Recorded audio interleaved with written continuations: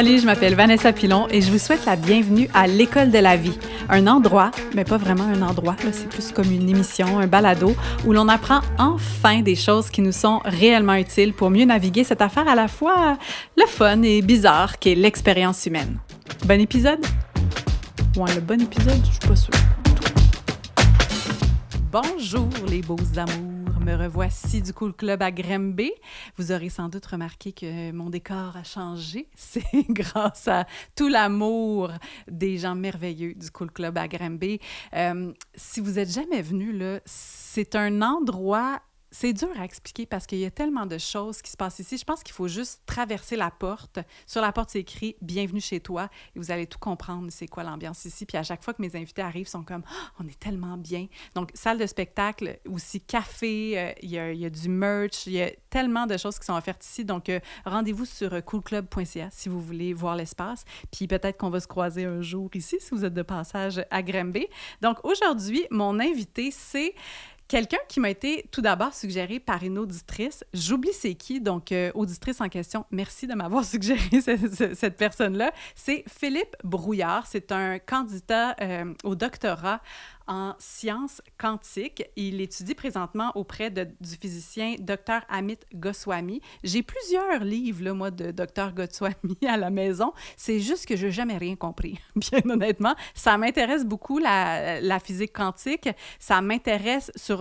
En fait, oui, les électrons, oui, l'infiniment petit, mais sur comment ça a une incidence sur notre vie, sur la perception de la réalité. Et mon invité aujourd'hui, Philippe Brouillard, c'est quelqu'un qui le vulgarise extrêmement bien. Et ce que j'aime aussi, c'est à quel point cette personne réussit à faire le pont entre la spiritualité et la science. Et je pense que pour beaucoup d'entre nous, ça a quelque chose de rassurant de savoir que la science peut expliquer certaines des expériences mystiques qu'on peut ressentir, certains des ressentis qu'on a parfois. Et lui, sa thèse, présentement, il l'a fait sur le bonheur.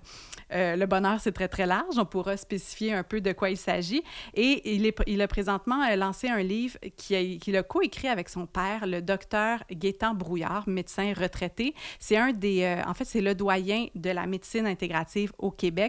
Il a entre autres écrit le livre qui a été très, très vendu, qui a connu un grand succès, La santé repensée. Donc, ce livre-ci, coécrit avec son père, c'est La vie repensée. On va parler du bonheur, de la perspective quantique, mais aussi dans la spiritualité et aussi de façon appliquée dans nos vies. Donc, c'est une très, très belle conversation. C'est pas trop nerd, là. Si vous n'êtes pas en sciences, je suis certaine que vous allez quand même y trouver votre compte.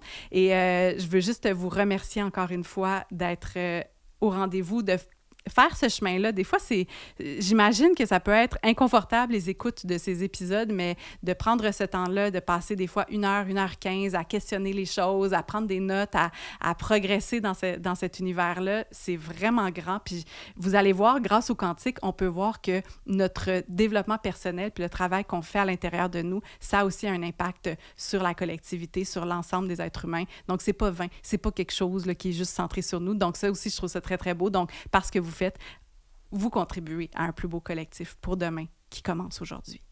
Puis qui continue parce que le temps, ça n'existe pas selon le quantique. En tout cas, bon épisode. Philippe, merci d'avoir accepté l'invitation. Ça me fait plaisir, hein? Ben c'est drôle parce que avant même que tu me lances l'invitation, j'ai vu ton brand passer, l'École de la vie. Puis j'ai fait « Hey, c'est un beau nom, tu sais. » C'est de même qu'on est rentré en conversation. Oui, puis c'est drôlement aligné avec le titre du livre que tu viens juste de sortir, « La vie repensée ». Oui. Mais c'est un peu ça qu'on fait à l'École de la vie, on repense la vie, là. Bien, je pense que, tu sais, on est rendu que l'école a été l'école du travail. Il faut apprendre à vivre. Puis moi, quand j'ai grandi, je remettais l'école en question. Mm-hmm. J'ai voulu quitter l'école à 14 ans, puis c'est comme, non, tu quittes pas l'école, là. Ils m'ont mis dans le bureau du directeur pour me dire que j'étais parmi les plus intelligents, 3e meilleur d'admission au collège privé. Mais on ne parle pas de la vie. Moi, je questionnais les choses, mais il n'y a pas de réponse. Mm-hmm. Si on parle de la vie, il faut questionner les grands penseurs. C'est ça qui nous ont amenés. Oui, c'est rare que c'est encouragé dans l'école, hein, de questionner. Oui. Même quand j'ai fait mon MBA, ma maîtrise en gestion des affaires, c'est les professeurs, c'est les grands docteurs, doctorats en business qui ont la vérité. Fait que, tu sais, ça reste un monde qui a peu d'évolution, en réalité. Puis c'est quand même intéressant parce qu'on a tellement évolué technologiquement au niveau du confort à tous les points, mais on est encore plus malade et plus malheureux que jamais. Mm-hmm. Fait qu'il y a quelque part qu'on n'a pas compris c'est quoi la vie, puis c'est le paradoxe du progrès qui est utilisé en psychologie, en sciences, mais on ne se pose pas de question pourquoi.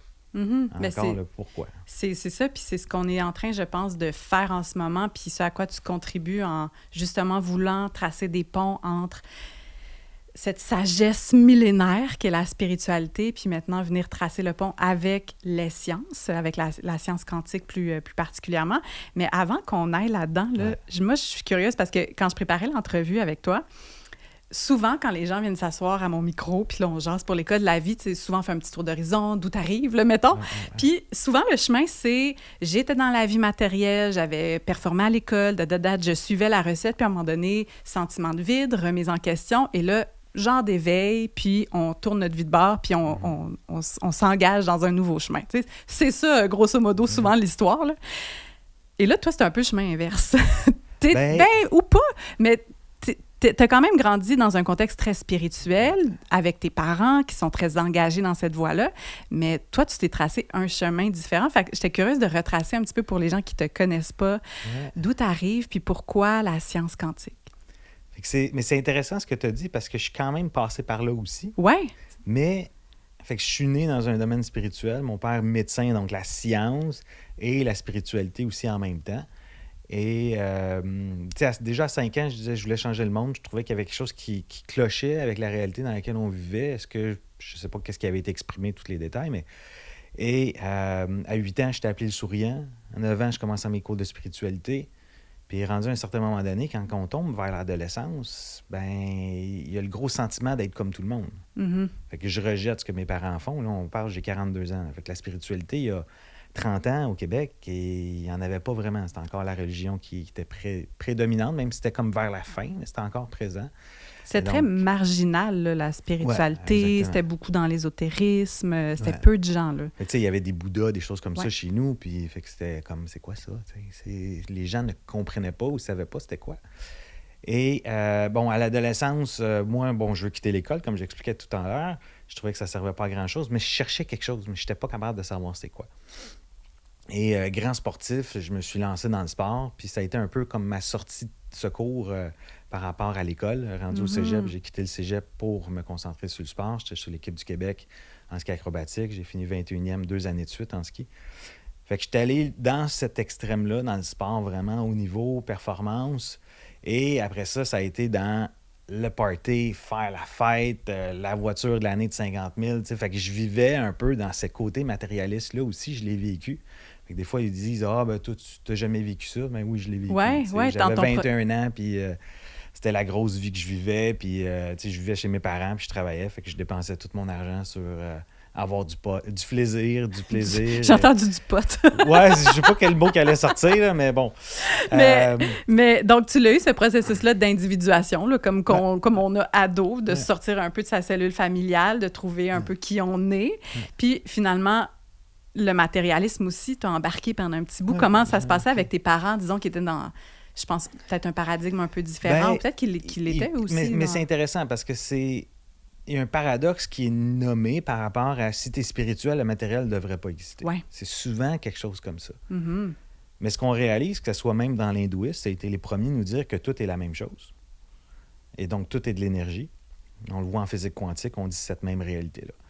Et donc, est-ce qu'on vit dans un côté dualistique? C'est le gros problème qu'on a aujourd'hui. Tout est dualistique. On est séparés. Donc, on est en compétition. Fait que c'est tout le temps une question de ça. Et donc, le matérialisme n'est pas un problème à lui seul. C'est l'attachement qu'on en a au matériel. Mm-hmm. Et donc, on va s'attacher puisqu'on va se définir par le matériel. Ah, j'ai une plus grosse voiture, j'ai une plus grosse maison. Là, dans le spirituel, on va faire la même chose. Hein? Ça va être des cours qu'on va s'acheter. Spirituel, on va consommer encore des cours. Là, on va dire, ah, mais c'est spirituel, c'est différent. Mais c'est la même chose. J'ai une certification en ça, je suis allée faire... Oui. Fait qu'on se décrit, on se détermine par les choses qu'on accomplit ou les choses qu'on achète. Mm-hmm. Et donc, c'est pas un matériel tangible, mais c'est encore de la consommation. Et le bouddhisme le dit, une des plus grandes sources de souffrance, c'est l'attachement. On s'attache à tout. On s'attache à nos diplômes. C'est pour ça, des fois, il y a des gens qui veulent changer de vie, mais ils ont un diplôme. Je vais prendre l'exemple du médecin, puisque c'est l'exemple un peu extrême. Là. Il a fait 7 ans de médecine. Il a mis sa vie, ça l'a défini. Il s'est endetté souvent pour avoir son diplôme. Et là, si après quelques années, il se dit « je suis pas à la bonne place », difficile de changer de vie. Mm-hmm. Donc, c'est sa carrière, c'est qui il est, les gens le reconnaissent pour être un médecin. Mais là, je dis « ah, ben je vais aller faire autre chose ». Mais là, t'es fou, tu vas faire moins d'argent. Fait que là, il y a aussi cette emprise sociale de t'attacher à qui tu es puis de rester comme ça.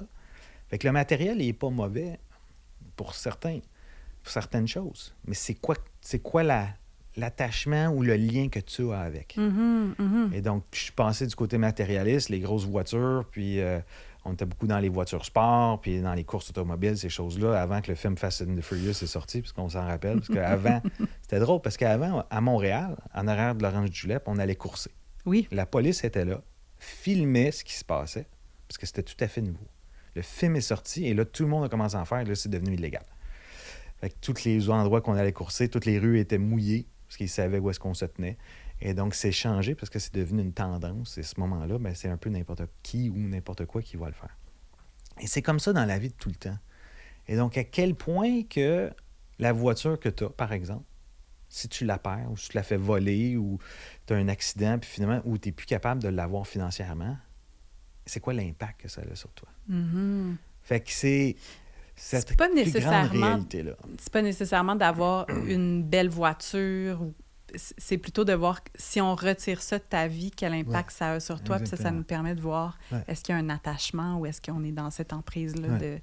Mm-hmm. Tu sais, à la fin, j'avais une voiture, j'avais une Hyundai Sonata qui était super vieille. Là, je me promène avec une Nissan hybride de 2007 ou 2003, un enfant. Je suis tellement pas char, j'ai aucune idée de quoi tu me parles. Ça a comme 20 ans. Là. OK, c'est je suis ça. rendu à 200 000 kilos bientôt, puis elle est de la rouille, puis tu sais, j'en ai rien. Ouais. Au Mexique, j'ai un 4 roues motrices, 4x4, parce qu'il y a beaucoup de... Parce que j'habite au Mexique. Ouais. Fait que je pouvais pas prendre 2 roues motrices. Puis là, au Mexique, les autos coûtent beaucoup plus cher. Fait que là, j'étais comme, bon... Mais pour l'environnement, j'ai besoin d'un auto comme ça. Si je veux aller au Stupa bouddhiste, qui n'est pas très loin, la route est horrible. Avec un auto, tu veux mourir. Fait que, tu sais, je t'adapte ce que j'ai de besoin par rapport à... Fait que j'ai payé plus cher qu'un auto standard. Mais je me suis dit, j'achèterais jamais un 4 roues motrices. Mm-hmm. Là, je me trouve au Mexique à vivre dans un autre environnement. Où est-ce que c'est comme une nécessité de confort aussi. Oui. Fait que c'est se poser la question, OK, c'est quoi le confort si je travaille... Mettons, si je travaille à l'international. Je dois constamment voyager. Faire des vols de 15 heures, puis là, tu t'en vas donner une conférence à quelque part, puis tu reviens en classe économie, c'est rough. Je suis plus capable de dormir dans les avions, puis je voyage beaucoup. J'ai été upgradé une fois en business class, être couché pendant un vol. Tu sors de l'avion, puis c'est comme... Mais il y a une certaine valeur. Est-ce qu'on est attaché à ça? Mais c'est une question de confort. Question de j'arrive, mettons, je sais pas moi, j'arrive à Hong Kong avec un vol de 20 heures, puis je suis prêt à créer quelque chose, donc je perds moins de temps, je suis plus efficace, je peux être plus avec ma famille. Fait qu'il faut se poser des questions, c'est l'argent, qu'est-ce qu'elle achète? Mais c'est tout le temps, ben ça va me définir plus. Mm-hmm. Fait que l'argent, c'est un grand problème, parce que l'argent, c'est de l'énergie. Tout est de l'énergie. Ouais. C'est juste un moyen pour accomplir certaines choses, et non pour se valoriser. C'est deux choses. T'sais. J'ai-tu besoin de m'habiller avec des vêtements de marque? Quand on sait que tout est la même chose. Donc, les vêtements de marque sont quoi? On sait que, mettons que ça coûte 300 $ pour un chandail de marque. Il coûte en réalité 3 $ qui est abusé avec des enfants. Il faut se poser, est-ce qu'on est conscient de ces choses-là? Est-ce qu'on s'éveille à c'est quoi l'impact? Parce qu'on l'a sur nous, mais on l'a aussi énergétiquement. Ouais, donc, c'est... Fait que le matérialiste, il y a une question de se poser la question, c'est quoi l'outil? C'est quoi le besoin? Est-ce que c'est un besoin d'égocentrisme, d'être reconnu, d'être vu, ou c'est question de simplifier sa vie pour avoir plus d'impact, par exemple? Non, mais c'est vrai que dans la spiritualité, il y a cette affaire-là de venir un petit peu rejeter tout ce qui est associé au matérialisme. Ouais, mais en même temps, le matérialisme, c'est la vie dans laquelle on est en ce moment, elle est matérielle. Là, c'est une bonne nuance, je trouve, que tu apportes de peut-être juste se demander l'impact que ça a dans notre vie. Est-ce qu'il y a un attachement ou est-ce que c'est un parce que ça n'a pas de sens de vouloir avoir une aversion envers le confort dans la vie qu'on mène en ce moment parce que effectivement, si après ça, ça t'amène une plus grande présence pour accomplir la mission que tu as envie d'accomplir en ce moment. Il y a aussi toutes ces nuances-là. Puis peut-être que... Est-ce que tu sens que... Parce que tu es allé quand même rencontrer des moines bouddhistes et puis tu es allé...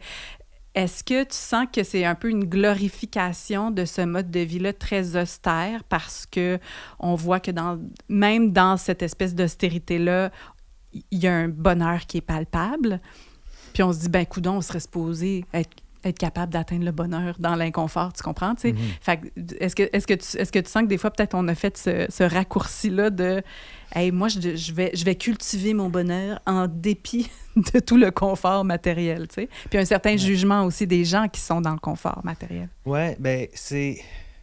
Des fois, les gens qui vont juger, c'est les gens qui l'ont pas. Tout à fait. Donc, lui, il a de l'argent, fait que là, il abuse des gens, par exemple. Hein, dans le monde spirituel, ben, au Québec, beaucoup, on a cette mentalité-là. Moi, j'ai fait beaucoup de choses aux États-Unis, travaillé dans les plus gros masterminds de santé aux États-Unis. Et quand tu fais de l'argent, ils regardent, OK, qu'est-ce que tu fais? Fait qu'ils te regardent, puis ils veulent comprendre. Au Québec, c'est que tu fais de l'argent, puis c'est comme, c'est pas correct. Il y a comme une grande côté niveau sociétal, hein, c'est comme par exemple, on est né pour un petit pain où l'argent ne tombe pas des arbres au Québec, ça a fait partie de nos mœurs. C'est en train de disparaître tranquillement, mais c'est encore présent pour certaines personnes. Et donc, si on va voir à l'opposé, chez le bouddhiste, eux autres, ils vivent avec pas grand-chose. Hein. J'ai passé 6 semaines au Népal il y a 2 ans, et sur le temple, ils sont tous habillés pareil. Ouais. Là, ils commencent à avoir des choses matérielles un peu dans leur chambre, mais c'est très limité parce que ils vivent un peu sur des dons. C'est ce qui fait que le temple vit, puis les bouddhistes sont payés pour ça. Mais il y a une grande simplicité. Mais aujourd'hui, quand j'ai fait l'entrevue avec un des propriétaires de très gros temples, il y en a qui avaient 600 moines à leur actif, et j'ai posé la question, les réseaux sociaux, ça fait comment avec ça? Il dit, c'est un très gros problème aujourd'hui. Parce qu'ils voient ce que les autres ont, puis ils pensent que ça va les rendre plus heureux. Et donc, on a des moines bouddhistes qui étudient la vie. C'est ce qu'ils font à l'année longue, c'est ce qu'ils font à dévouer, à faire un monde meilleur. Puis ils commencent à voir qu'est-ce que les autres gens ont, côté matérialiste, le Nord-Américain, l'Européen, les voitures, hein, les parties, la luxure, toutes ces choses-là.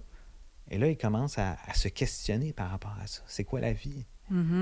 Et donc, imaginez-vous, nous, qu'on a évolué dans un domaine comme ça, et c'est ce qu'on voit. C'est l'eau dans laquelle on baigne depuis qu'on est enfant. Exactement. Fait qu'on pense que c'est quoi le bonheur. Puis dans les réseaux sociaux, malheureusement, on voit une minime partie de la réalité des gens, et c'est la partie qu'ils veulent nous vendre, mais qui est souvent une non-réalité de la vie entière de la personne. Fait qu'on s'attache à « ben lui, il est plus heureux parce qu'il y a ci ou il y a ça, ou il a accompli ci, ou il a fait tel voyage. » Fait qu'on est constamment dans cette comparaison. Et donc, ça devient difficile, même pour des gens qui vivent dans des temples bouddhistes. Mais ce qui fait ressortir ça, c'est la notion de la comparaison. Puis c'est ça qui est intéressant. Moi aussi, quand je suis chez moi, là, juste avec ma famille, mon noyau de bonheur, il y a quelque chose là-dedans qui est très simple, mais si j'ouvre effectivement mes réseaux sociaux, que je suis en contact avec quelqu'un qui a un peu plus de succès que moi, qui a des choses il y a le désir qui se met à émerger, et là, l'insatisfaction, puis là, je tombe dans cette quête-là, puis ben c'est rassurant. Je sais pas si c'est rassurant, en fait, mais d'entendre que même les gens qui sont profondément dans le bouddhisme, puis dans cette quête-là, puis qui ont dédié leur vie, sont pas immunisés contre ces mécanismes-là. C'est quand même, on fait « OK ». Fait que, tu sais, des fois, il y en a qui disent « la vie, c'est pas aller vivre dans une caverne, par exemple, comme certaines retraites bouddhistes là, qui durent 3 ans, 3 jours. Se retirer du monde. Se retirer du monde. Mais après ça, tu le retires du monde puis tu l'amènes à New York, Times Square. Comment qu'il va réagir? Fait que, tu sais, c'est un peu ça. C'est facile de s'isoler et pense qu'on évolue, mais c'est dans le chaos qu'on va vraiment tester si la personne a vraiment évolué. Oui. Tu sais, c'est facile, par exemple, j'ai fait une retraite Vipassana, par exemple. 10 jours, on parle à personne, il n'y a pas de téléphone, il n'y a pas rien. Tu fais que méditer 10 heures par jour et c'est pas mal ça. Mais la vie, elle va bien là-dedans. Là. Mais ça. Tu sais, il y a des choses qui remontent, où tu peux être un peu touché, des choses comme ça. Ben, il y a bien des gens qui vont trouver ça très difficile parce que là, ils n'ont plus de stimulation externe. Fait que tu retournes à qui tu es en réalité. Mais après ça, quand je suis retourné dans la réalité, là, c'était comme le chaos, là. Ça m'a pris 2 jours à faire comme shit, oui. Ça brasse. Et puis ça a juste été 10 jours. Imagine 3 ans, 3 mois et 3 jours. Là. C'est un autre challenge. Oui, les déclencheurs sont encore là. Oui, exactement. Mais ça t'amène à une question de perspective différente. Puis c'est ce qu'il faut faire. Mais c'est un peu la méditation nous amène à prendre un recul puis à essayer de créer un vide dans soi. Pour que quand on va après ça dans la réalité de tous les jours, on a appris à se réguler davantage, à comprendre qu'est-ce qui se passe dans notre corps. Est-ce que j'ai des sensations, j'ai des sentiments? Est-ce qu'il y a des choses qui bougent dans mon corps au niveau énergétique? C'est de l'énergie vitale, hein, ce que le prana qui est dit en hindouiste. En bouddhiste, on va dire le chi, comme le qigong, le tai chi, par exemple. C'est l'énergie vitale qui circule dans mon corps. Mais on est tellement dans l'action qu'on n'est jamais présent dans ce qui se passe dans notre corps. Puis on tombe dans l'émotion tout de suite. Puis on est comme, la personne est tout le temps réactive, la personne est comme si... On est vraiment dans une tendance, l'humain est beaucoup plus réactif qui agit. On réagit sur des choses tout à fait inconscientes qui nous ont été passées dans notre passé, qui est arrivé. Et là, on n'en prend pas conscience parce qu'on est déconnecté de ce qui se passe dans notre corps et on tombe complètement en réaction. Et donc là, on sait, Vanessa réagit tout le temps de la même façon. On t'étiquette et tu es comme ça parce que c'est tout le temps pareil. Et donc, tu n'as plus vraiment de possibilité d'être autre chose parce que même les gens autour de toi, ils te voient comme ça. Donc, c'est le mode observateur en médecine fonctionnelle. En physique quantique, qui fait que les personnes qui observent, c'est eux autres qui créent la réalité. Ça, c'est l'étude, par exemple, à double fente en médecine fonctionnelle. C'est drôle, je n'arrive pas de dire médecine fonctionnelle. Mais en physique quantique. Et donc, le fait d'observer crée la réalité. Et donc, si tous les gens autour de toi te créent comme tu es, la possibilité de changer, elle est très mince. Et donc, ça devient difficile. Quelqu'un qui veut évoluer, par exemple, si tu veux évoluer, ton mari ne veut pas que tu évolues parce qu'il ne veut pas que tu changes, là, ça devient difficile.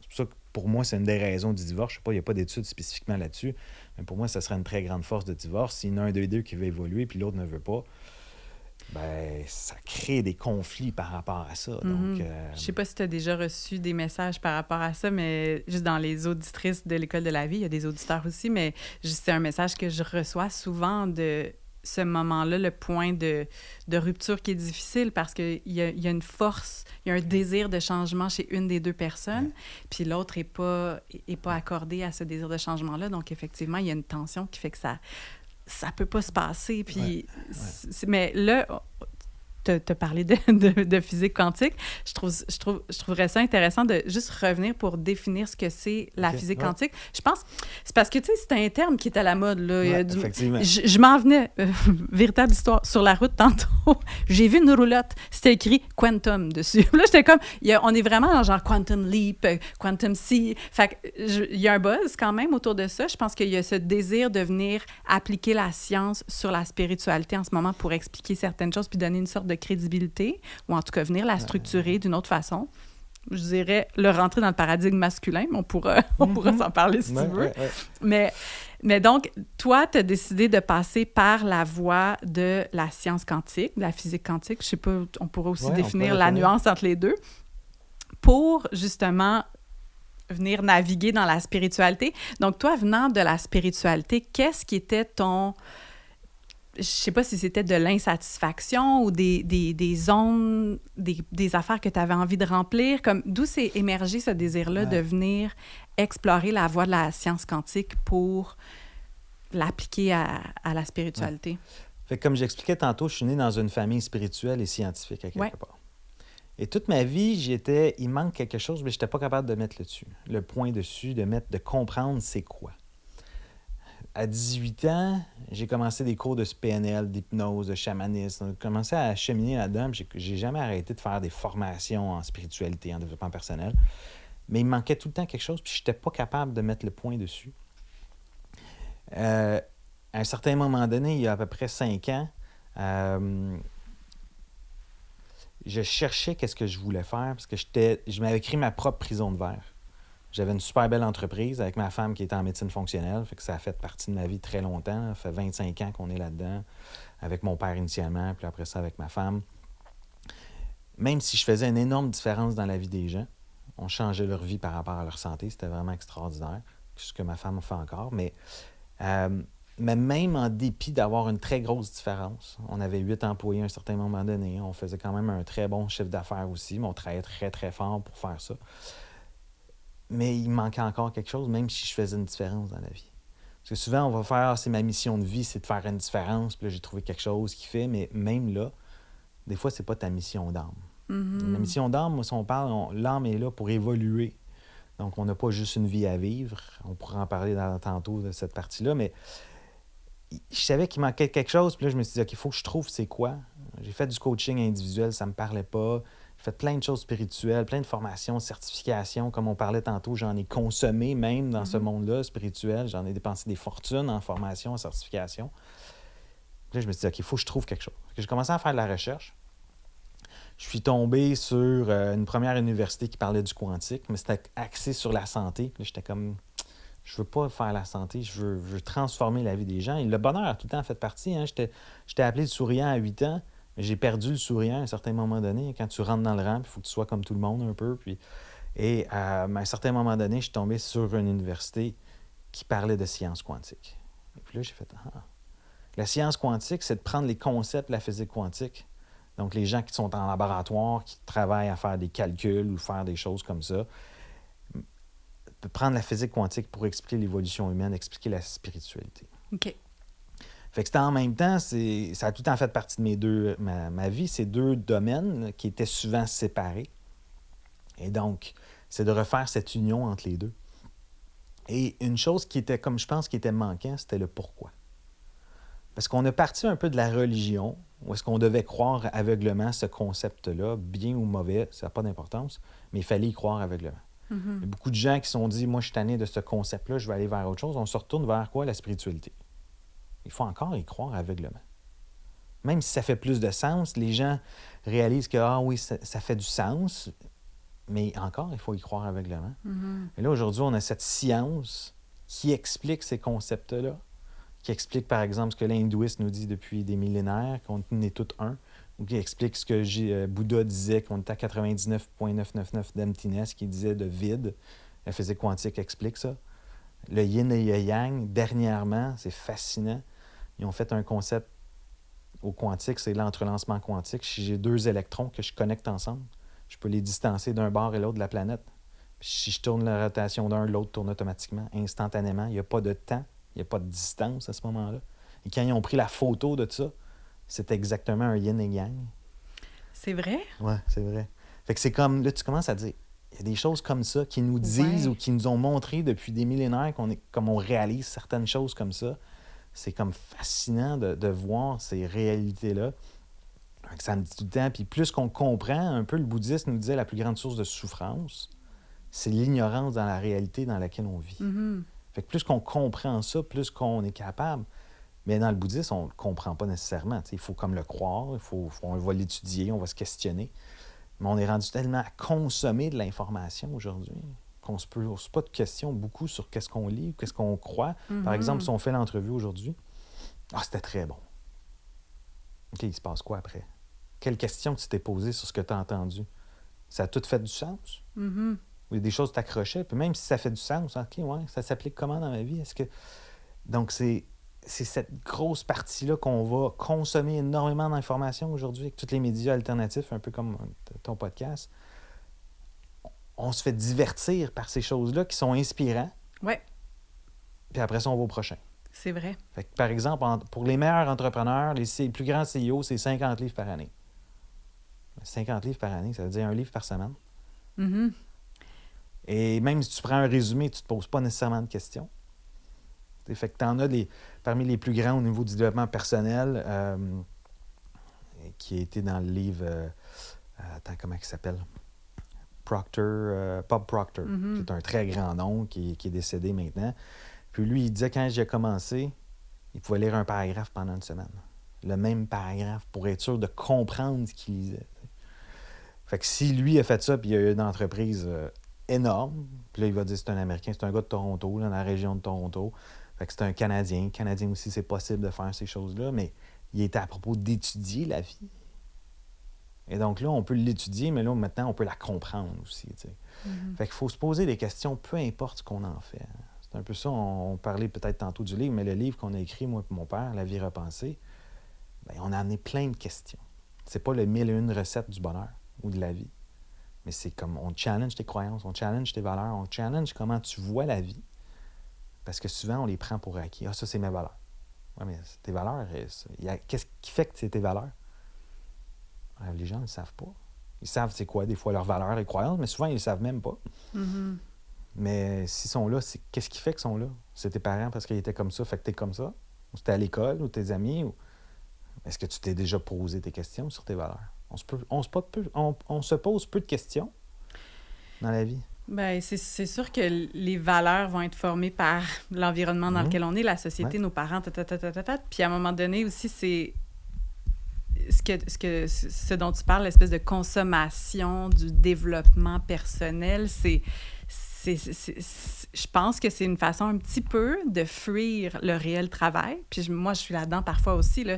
Je vais lire des livres, je vais les accumuler, je vais avoir des nouvelles belles citations à donner aux gens, je vais avoir un petit insight, mais il n'est pas intégré. C'est pas intégré, c'est juste qu'on avance, on va accumuler de l'expérience, puis ça nous fait du bien. Il y a quelque chose qui fait du bien quand même là-dedans, mais c'est vrai que le réel inconfort puis le réel travail se fait quand on arrête les intrants.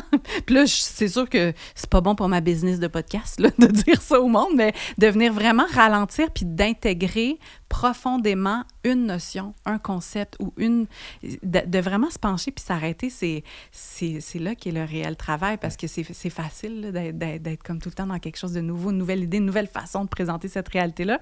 Mais pourquoi, pour revenir au quantique, de quelle façon... Ben, de un, la physique quantique, c'est d'aller dans l'infiniment petit.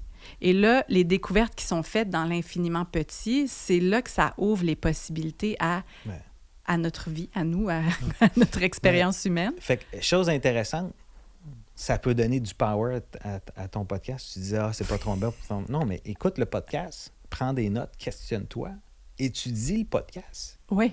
La vie, repenser la vie, l'école de la vie, c'est tellement essentiel. Oui. Fait que prends ce qui vibre avec toi, puis étudie-le. Oui. Fait que pour moi, c'est juste du plus pour ton podcast, à quelque part. Mais c'est tant de question de perspective. Oui. Et donc, si je reviens au quantique.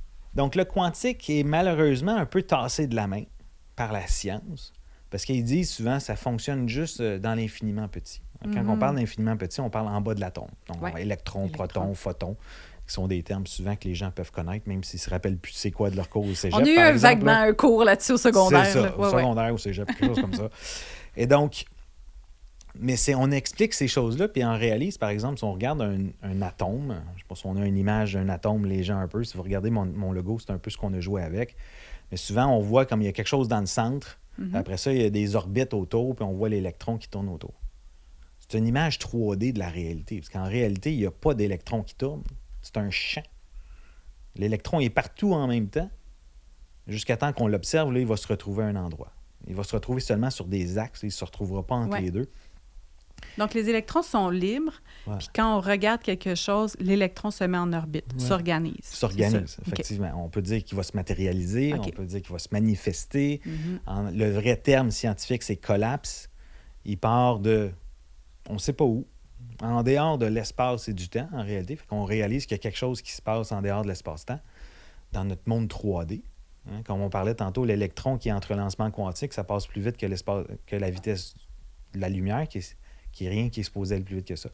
Donc, ça se passe instantanément. Et donc, si ça passe d'ici à ici instantanément, bien, ça ne peut pas passer par l'espace. Donc, c'est là qu'on réalise que, attends une minute, il y a des choses qui se passent bizarrement, qui est à controverse dans un sens de le monde newtonien ou le monde classique qu'on vit, que tout prend un certain temps, par exemple des kilomètres par heure, des mètres par seconde, des choses comme ça. Donc, chaque objet doit avoir une certaine force pour être poussé. Et à ce moment-là, on a tout le temps quelque chose de cause à effet. Mais en quantique, toutes ces choses-là disparaissent, mais fonctionnent juste dans l'infiniment petit. C'est ce qu'on nous a dit. Mais aujourd'hui, on se parle parce que le quantique existe. Nos ordinateurs ne fonctionneraient pas sans le monde quantique. C'est pour ça que nos processeurs, si on ouvre notre ordinateur, ne sont pas collés un à côté de l'autre. Parce que l'électron pourrait passer d'un processeur à l'autre en bypassant le mur qui est entre les deux processeurs. Fait que l'électron a la possibilité d'être partout, même l'autre bord du mur. Et donc là, ça, c'est aussi... en science, c'est comme non, si c'est délimité, il y a un mur, ça ne va pas de l'autre bord du mur, mais les électrons le font. Et donc, si l'électron, c'est de l'énergie, puis on est de l'énergie, qu'est-ce qui fait que lui est capable, puis nous autres, on n'est pas capable? Ils vont dire, parce qu'on est gros, on est de la matière, donc on est juste un corps physique, donc on n'est rien de ça. Fait qu'ils nous ont fait à croire aussi qu'on avait juste un corps physique. Mais on le réalise que, on a tous des sentiments, des choses comme ça. C'est quoi? c'est de l'énergie encore. Fait qu'on est beaucoup plus que cette réalité-là. Et si, par exemple, on prend le micro que j'ai ici, mettons qu'il est sur une base qui est solide, là, mon bras, il bouge un peu, là, mais si je le mets sur une table, le micro est tout le temps en mouvement. Mais on ne le voit pas à l'œil nu. Ça prendrait un laser ou à peu près 7 millions d'années pour être capable de le voir bouger. Parce qu'il est gros, il est pesant. Un électron, c'est microscopiquement petit. Donc, lui, il bouge presque la vitesse de la lumière parce qu'il est très, très, très, très petit. Et donc, tout ce qui est gros, comme tout ce qui est petit, est 100% quantique, mais seulement on en fait l'expérience du gros, du macro, comme newtonien. Mm-hmm. Mais ils nous ont tout le temps dit la vérité est que newtonienne, mais en réalité, elle n'est pas newtonienne. Elle est juste perçue comme ça. Et donc, on réalise que le monde dans lequel on vit n'est pas nécessairement comme on pense. Il y a des choses comme, par exemple, des mystiques qui vont faire des choses bouger, mais on croit que c'est impossible. Puis là, on va dénigrer ça parce que la science ne l'explique pas. Mais aujourd'hui, la physique quantique, ça devient possible. La physique quantique, on a comme un synonyme, on pourrait dire, c'est la physique des possibilités. Oui. L'électron, là, on va dire, ça juste... Mais si on regarde les plantes, c'est fascinant. Parce que la photosynthèse, qui est l'énergie du soleil qui arrive, en réalité, c'est un photon de lumière qui arrive, qui frappe la plante. Et la traduction de photon de lumière en énergie est à 99% de conversion. Fait que là, il y a une première photon qui arrive, là, il passe par un chemin pour se retrouver au processus l'autre bord, où est-ce qu'il va produire l'énergie. C'est impossible si on vit dans un monde newtonien parce qu'il y a un chemin, et dans un chemin, on va perdre la conversion, on va perdre l'énergie. Et dans ce qu'on crée chez l'être humain, il n'y a jamais quelque chose qui est proche de ce pourcentage-là. Et donc, c'est le concept de superposition. L'électron est partout en même temps, et donc fait le chemin partout en même temps, et se retrouve de l'autre côté.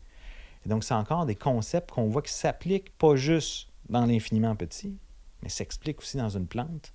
Et donc, on commence à voir ces concepts-là s'appliquent aussi dans d'autres réalités. Donc, en santé quantique, ça pourrait être un autre sujet qu'on ne parlera pas aujourd'hui, mais c'est ces concepts-là, c'est de retourner vers nos fondements naturels, des choses comme ça. Mm-hmm. Et donc, tout devient possible. Et la seule chose qui ne fait que c'est pas possible, c'est nos croyances, c'est nos conditionnements, c'est nos peurs, c'est nos traumas. Et donc, c'est tout ça qui fait que notre possibilité est rendue très mince. Et c'est pour ça qu'on dit « Ah, Vanessa, on la connaît, elle est comme ça. » Ouais. Fait que tu t'es conditionné, un peu comme un électron. Si on regarde qui va arriver, il va tout le temps arriver à la même place, on regarde tout le temps à la même place. Mm-hmm. Fait que c'est l'effet d'observateur. Fait que c'est qui observe?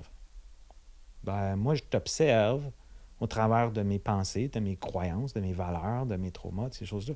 Fait que j'ai très peu de possibilités de te voir autrement.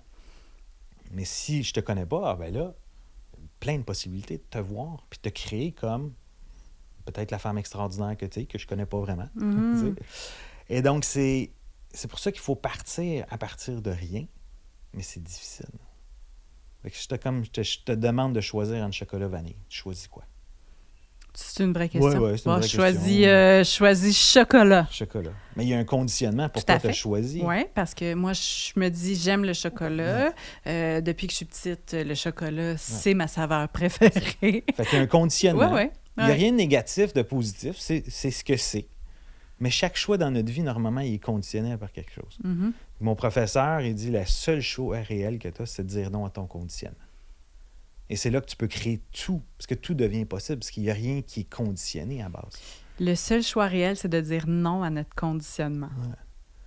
Fait que c'est comme, oh, OK. Ouais. J'ai vu cette histoire de chocolat vanille, tu choisis à partir de rien. Tu sais, j'ai fait... Mais c'était comme, mais là, de le dire comme ça, c'est comme, oh.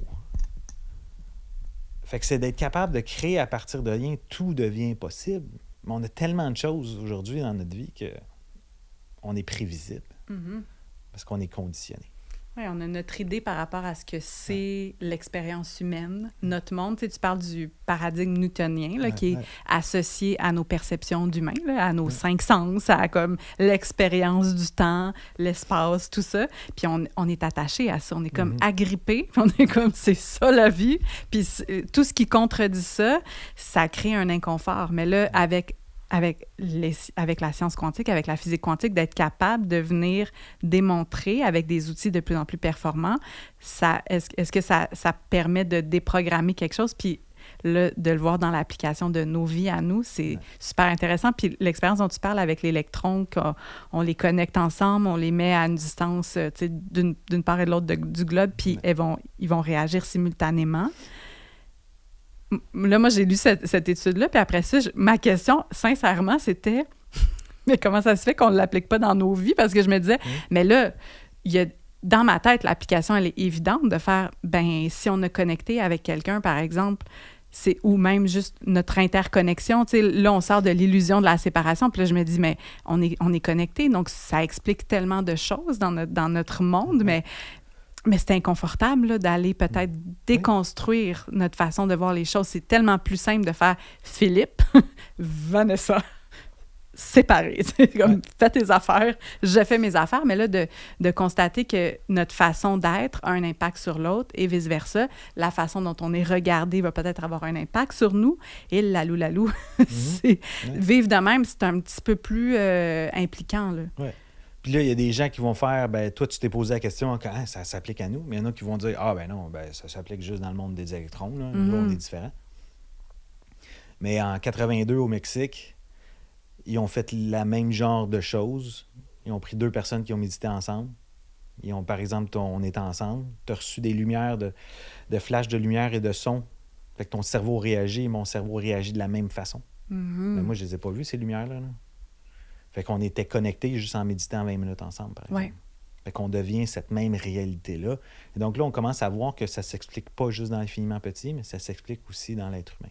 Fait qu'il faut se poser des questions. Et donc, si on a la possibilité d'être un. Fait que c'est ce qui est la plus grande différence, c'est les gens vont dire on est tous un. C'est vrai, mais c'est pas vrai. C'est vrai en énergie, mais on est dans le monde 3D. La vraie chose, c'est qu'on a la possibilité d'être un. Avec cette 20 minutes de méditation-là, les gens se sont connectés, ils sont devenus un. C'est quoi ton intention et comment tu agis dans la vie? Hein? Si je reviens au linge que j'expliquais tantôt, le morceau de vêtement qui est fait sur des enfants, si l'enfant est abusé, je suis abusé moi aussi. On a toute cette possibilité-là.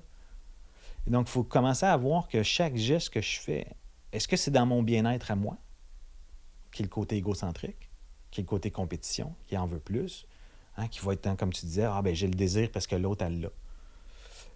Ou est-ce que l'action que je vais faire, est-ce que ça va avoir un impact positif sur l'ensemble? Et du moment que tu changes cette perspective-là, tu vas commencer à t'élever au niveau de ta conscience. Tu vas faire l'expérience de plus de réel bonheur, en réalité. Parce que le bonheur, comment on le définit, c'est une élévation de conscience. Les traditions spirituelles disent tout ou s'entendent presque toutes sur la même réalité. Le but de la vie, c'est le bonheur, la joie. Ils s'intergent, une traduction, des choses comme ça, mais ça veut tout dire pas mal la même chose. Mais de l'autre côté aussi, ils vont dire que le but de la vie, c'est l'illumination. L'illumination, c'est que tu éveilles tes consciences. Et donc, c'est un peu un interchangement de mots, à quelque part. Donc, plus qu'on va se connecter aux autres, plus qu'on va s'élever aussi consciemment.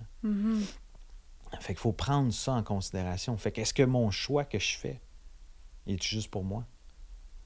Je vais acheter des choses qui valent vraiment pas cher, mais ça a un impact majeur sur la planète. Si on regarde du vrai marketing, devrait être quoi? Je suis compagnie X, pas nommer trop de compagnies, je suis compagnie X, je détruis la faune, la flore, mais je suis capable de vous rendre un produit vraiment pas cher. Et donc, le prix affiché, c'est comme 5 $. Mais en réalité, ils abusent des enfants, ils détruisent la faune, la flore. Et le réel prix de tout ça, si on rééquilibrait l'ensemble des choses, ça serait, mettons, 300 $. Fait que le vrai prix à payer serait 300 $, mais on le camoufle de différentes façons. Fait que c'est l'importance d'avoir des entreprises conscientes qui vont mettre ces choses en perspective, qui vont faire des actions qui sont alignées avec « je suis pas juste moi ». Si je pollue, je me pollue. Il y en a qui le disent, hein? Si je pollue la planète, en réalité, je me pollue, mais c'est ce qu'on est en train de faire. Là. 100%. Puis c'est super inconfortable parce que ça amène toute la notion de l'inter... Tu sais, on parle de l'interconnexion, mais c'est à un niveau de plus, c'est l'interdépendance. Comme on est d'être relié à la nature, d'être relié aux autres, d'avoir un impact de l'autre côté de la planète, ça va nous revenir aussi. On a vu des applications de ça pendant la pandémie, tu sais, concrètement. Puis là, après ça, de faire, OK, mais ça complique notre façon de vivre la vie. Puis peut-être que c'est ça, c'est ça le niveau de conscience supplémentaire. Je pense c'est d'accepter de venir voir tout l'entrelacement de chacun de nos choix. Mais c'est parce que ça complique les choses, là. Mais ça complique les choses. Fait qu'il y a 2 choses. Il faut que tu fasses attention de ne pas trop stresser aussi avec ça, d'en prendre conscience. Fait que là, je dirais, OK, ben là, si je veux pas polluer, OK, je vais arrêter de prendre mon auto, je vais arrêter de prendre mon avion, je vais arrêter de prendre, j'ai pas un avion privé, mais d'arrêter de prendre l'avion. Je vais consommer que des choses locales, puis de plastique, puis Fait que là, il faut trouver un équilibre dans tout ça, puis de faire le choix le plus conscient qu'on va avoir. Mm-hmm. Mais c'est pas tout le temps évident aussi parce que les entreprises ne nous rendent pas ça facile non plus. Ouais. Et donc, on est comme pris dans ce cercle-là. Ça va prendre des gens un peu comme nous qui vont se poser des questions puis qui veulent partir des entreprises parce qu'il y a des solutions au plastique.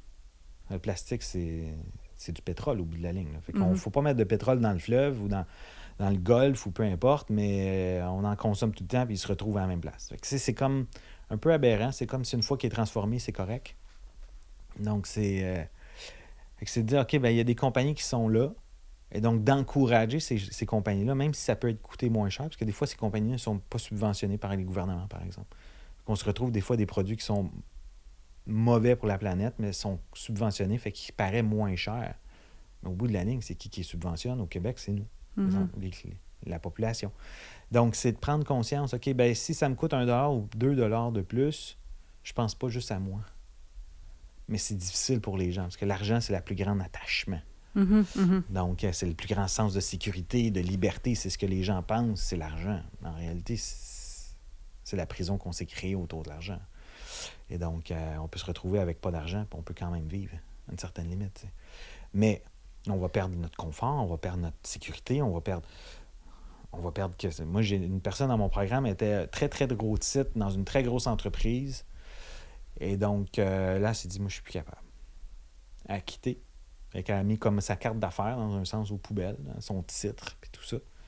Il y a plein de monde qui ont arrêté d'y parler. C'est fou, là. Parce qu'elle avait renoncé à son statut, donc à sa valeur sociale. Exactement. OK. Fait que là, je me rappelle plus qu'est-ce qu'elle voulait faire, mais c'était comme un peu aider, faire du coaching, des choses comme ça. Elle dit, je vais aller faire une plus grande différence. Puis les gens ont fait comme, ben non, tu peux pas faire ça. C'est ta vie, c'est qui tu es. Puis elle a quand même décidé de changer. Puis les gens ont arrêté de parler. T'sais. Fait que c'est quand même intéressant, la pression sociale aussi qui est faite par rapport à ça. Et donc, il y a des concepts des fois qui sont complètement fous. Si je reviens un peu au monde quantique, on entend des fois parler que l'espace-temps, le présent, le passé, le futur, il n'y a pas de différence, tout arrive en même temps. Là, tu fais comme, ça veut dire quoi? Est-ce que ça fonctionne? Est-ce que c'est vrai? T'sais, c'est des concepts qui peuvent paraître très, très abstraits. Là. On parle de... Oui, parce que notre corps humain, mettons, le vit, là, le temps linéaire, comme on vieillit, on l'expérimente, notre expérience, elle est linéaire là, dans notre cerveau conscient. Il y a une étude qui a été faite dans les années 90. Ce qu'ils ont fait, c'est qu'ils prennent un générateur à numéros. Donc, c'est des 0, des 1, des 0, des 1, des 0, des 1 qui est produit. Puis avec le temps, c'est quasiment 50-50, là. Plus que tu avances, plus que tu vas avoir 50-50% de chances d'avoir 0 et 1 égal. Fait qu'il imprime les résultats sur une feuille de papier et sur une vieille disquette d'ordinateur, les grandes disquettes carrées qu'on avait, les floppy disks. Personne ne regarde les résultats, ils scellent ça. Des mois après, ils demandent à des mystiques. Des mystiques, c'est des gens qui ont une forte capacité énergétique, soit de manifester ou d'influencer les résultats. Donc là, on a des mois suivants, ça a été imprimé, ça a été, je ne sais pas comment, sur une disquette, je ne sais pas comment c'est imprimé, mais ça a été mis sur la disquette. Et là, ils disent influence les résultats, soit plus de 1 ou soit plus de 0. Et comme ils pensaient, quand ils ont ouvert et ils ont regardé les résultats, statistiquement, c'était à peu près une chance sur 1 million que c'est pas réaliste. Et donc, la probabilité que ça n'arrive pas, c'est impossible. Donc, c'est certifiant. Comme quoi que les mystiques, on peut influencer des résultats passés. Donc, les mystiques, disons, avaient, je ne sais pas, là, la succession de 0-1, peu importe, c'était 0-0-1, 0-0. Fait que t'étais, mettons, à 50-50, puis ils se retrouvaient, mettons, à 55-45. OK. C'est pas ça, là, mais la distance est beaucoup plus proche. Là. Mais la probabilité que ça arrive, c'est comme une chance sur 1 million. C'est arrivé... Fait que c'est en statistique, là, c'est comme la déviation standard face au centre. Et là, c'est tellement loin que la probabilité que c'est pas ça, c'est impossible. Et donc, ça définit, certifie, nomme-les comme tu veux, là, on peut pas dire 100% parce que une statistique à 100%, ça n'existe pas. Mais c'est tout près du 100% que le mystique ont influencé les résultats qui ont été passés il y a des mois. Donc là, tu dis, aujourd'hui, je peux influencer, ou dans le futur, ils peuvent influencer qu'est-ce qui se passe maintenant, ou maintenant, Là, t'es comme, attends une minute, là. Parce que là, les résultats ont été faits dans le passé ou ils ont été faits maintenant ou c'est les mystiques qui ont été dans le passé. On peut le voir de différentes façons.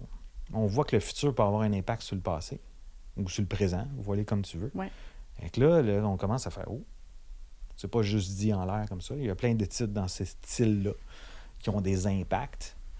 Et donc, même chez l'être humain, il y a comme un 250 millisecondes avant même qu'on prenne une décision, il y a déjà quelque chose qui se passe dans le corps. Et tu peux quand même le changer. Donc, il y a un processus. Si je te demande de lever ta main, puis tu arrives pour le faire, ton corps commence déjà à l'enregistrer avant même que tu lèves ta main. Puis tu peux quand même le court-circuiter, même si ton corps est comme en train de le faire. Puis il y a des affaires comme ça, tu fais, oh, attends une minute. Il y a comme un délai entre ce qui se passe, puis... Et donc, c'est la préconscience qu'ils vont appeler. Mais là aussi, on sort des sentiers battus de la psychologie, puisque là, c'est comme... Ouais. On n'est pas prêt à l'expliquer, fait que on va le tasser. Parce que la science, c'est... Quand on dit que c'est scientifique, bien, il y a quelque chose qui existe. Puis là, on veut juste aller au prochain niveau pour expliquer juste un petit peu plus. Mais la physique quantique va C'est comme énormément plus. De l'autre bord. Fait que c'est comme si, là, ça fait comme pas de sens, on va trop vite. Ouais. Là. Donc, c'est souvent ce type d'étude-là est souvent tassé de la main. Ils vont dire, ah ben là, ça a été juste fait une fois ou deux, c'est pas assez. Mais c'est comme si ça confirme des choses. Fait que pour les gens en général qui sont ouverts, par exemple, à la spiritualité, c'est comme, oh, enfin, je commence à comprendre ces choses-là. Ouais. T'sais. Et donc, puis il y a des études qui ont été faites partout dans le monde, qui ont été répliquées. On n'entend pas vraiment parler aussi. Donc, c'est que c'est dur de venir l'inscrire, de juste venir l'ajouter au portrait déjà existant parce que ça, il faut comme créer un nouveau portrait, il faut comme changer de paradigme pour venir en créer un nouveau avec ces études-là parce que là, c'est dur de venir le rattacher à ce qu'on connaît. Fait qu'effectivement, ces études-là, moi aussi, j'en lis, je suis exposée à ces études-là, puis après ça, c'est de venir les tisser dans notre vie, puis quand on est dans de la spiritualité, c'est comme plus aisé parce que tu fais « Ah, j'ai eu cette expérience-là de connexion ou de ressentir quelque chose qui se passe à l'autre planète, ou même des fois des synchronicités que tu es comme « c'est bizarre, j'étais en train de penser à toi, puis là, tu m'appelles. » Peu importe, là, c'est un exemple vraiment banal, là, mais tu sais que plusieurs gens ont vécu. Mais là, on dirait que quand tu comprends le mécanisme quantique derrière ça, tu fais « Ah, ben oui, bien évidemment. » Puis là, après ça, moi, ça me ramène à ce dont tu t'as parlé aussi de l'observateur, parce qu'on parle de l'observateur de quelque chose qui peut modifier la trajectoire des électrons, puis tout ça. Donc, quand on regarde quelque chose, la chose change. Donc, ça vient expliquer, entre autres, la manifestation. Mais là, ce que je trouve vraiment intéressant, c'est de dire, mais quand il y a plus qu'un observateur, qu'est-ce qui se passe? Et là, je suis comme, oh, ça, on dirait qu'on n'en a pas souvent parlé, mais là, tu fais, OK, collectivement, quand on regarde certaines choses, est-ce qu'on accepte certains concepts comme étant une vérité? Donc, on le crée, ce concept-là, puis on y donne une valeur, mais mettons qu'on... C'est ça. Mais j'adore l'exemple que je pensais pas que tu allais nommer cette partie-là, mais... Fait que, par exemple, on voit le concept de l'observateur. Les gens font « Ah, c'est fascinant! » Oui. Mais ils se sont jamais questionnés s'il y en avait deux. Mm-hmm. Fait que là, on est tous, nous, en train de se créer. Et c'est comme... Quand tu commences à réaliser ça, tu fais « Attends, il y a quelque chose qui ne fonctionne pas. » Mais on ne se pose pas de questions vraiment. Là, on fait « Ah, c'est magnifique, cette étude-là. » Et là, ça devient une tendance, comme tu disais au début. Là, les gens vont dire « Ah, le fait observateur, on va l'utiliser. Le saut quantique, on va l'utiliser. » Mais ils ne comprennent pas nécessairement les fondements de ce que c'est. Mm-hmm. Ils peuvent utiliser beaucoup de paradoxes quand même en physique quantique. Et donc, si tu as des paradoxes, ça veut dire que tu as encore des choses que tu n'as pas compris. Et c'est là que mon professeur, Dr. Amit Goswami, à mon doctorat, qui a dit « Tout est de la conscience ». Du moment que tout est de la conscience, c'est pas ta conscience, c'est la conscience. Et donc, s'il y a deux observateurs, c'est qui choisit? C'est le paradoxe de l'ami de Wegner. Il y a deux personnes qui arrivent à une lumière verte, une lumière, elle n'est pas de couleur encore, mais les deux veulent, par l'égocentrisme, d'avoir la lumière verte. Et donc, si on est chacun créateur de notre réalité, il y aurait beaucoup de morts, parce que tout le monde aurait la lumière verte. Il n'y a pas grand monde qui se dit « Ah, moi, j'aime bien la rouge, j'aime bien attendre. » Et donc, on arriverait, puis il y aurait toutes sortes d'accidents. Donc, c'est qui choisit si ce n'est pas l'observateur lui-même? Mm-hmm. Et donc, si c'est l'observateur, c'est l'ego. Mais si c'est pas l'observateur, c'est la conscience universelle qui choisit au travers de l'individu. Ouais. Et donc, choisit pourquoi. Pourquoi plus moi que toi? Fait que la chose que je dis, c'est que on n'a pas ce qu'on veut, on a ce qu'on a de besoin. Donc, la conscience va toujours choisir pour le meilleur de notre évolution. Des fois, ça va être souffrant, comme le bouddhiste dit. La vie est souffrance. Mais on ne veut pas l'entendre. Fait qu'on va souffrir jusqu'à temps qu'on va l'entendre. Et même, il y a une étude qui nous démontre que l'être humain préfère souffrir et rester dans une zone de confort que d'aller dans quelque chose qui est inconnu ou est-ce qu'il va amener vers l'évolution.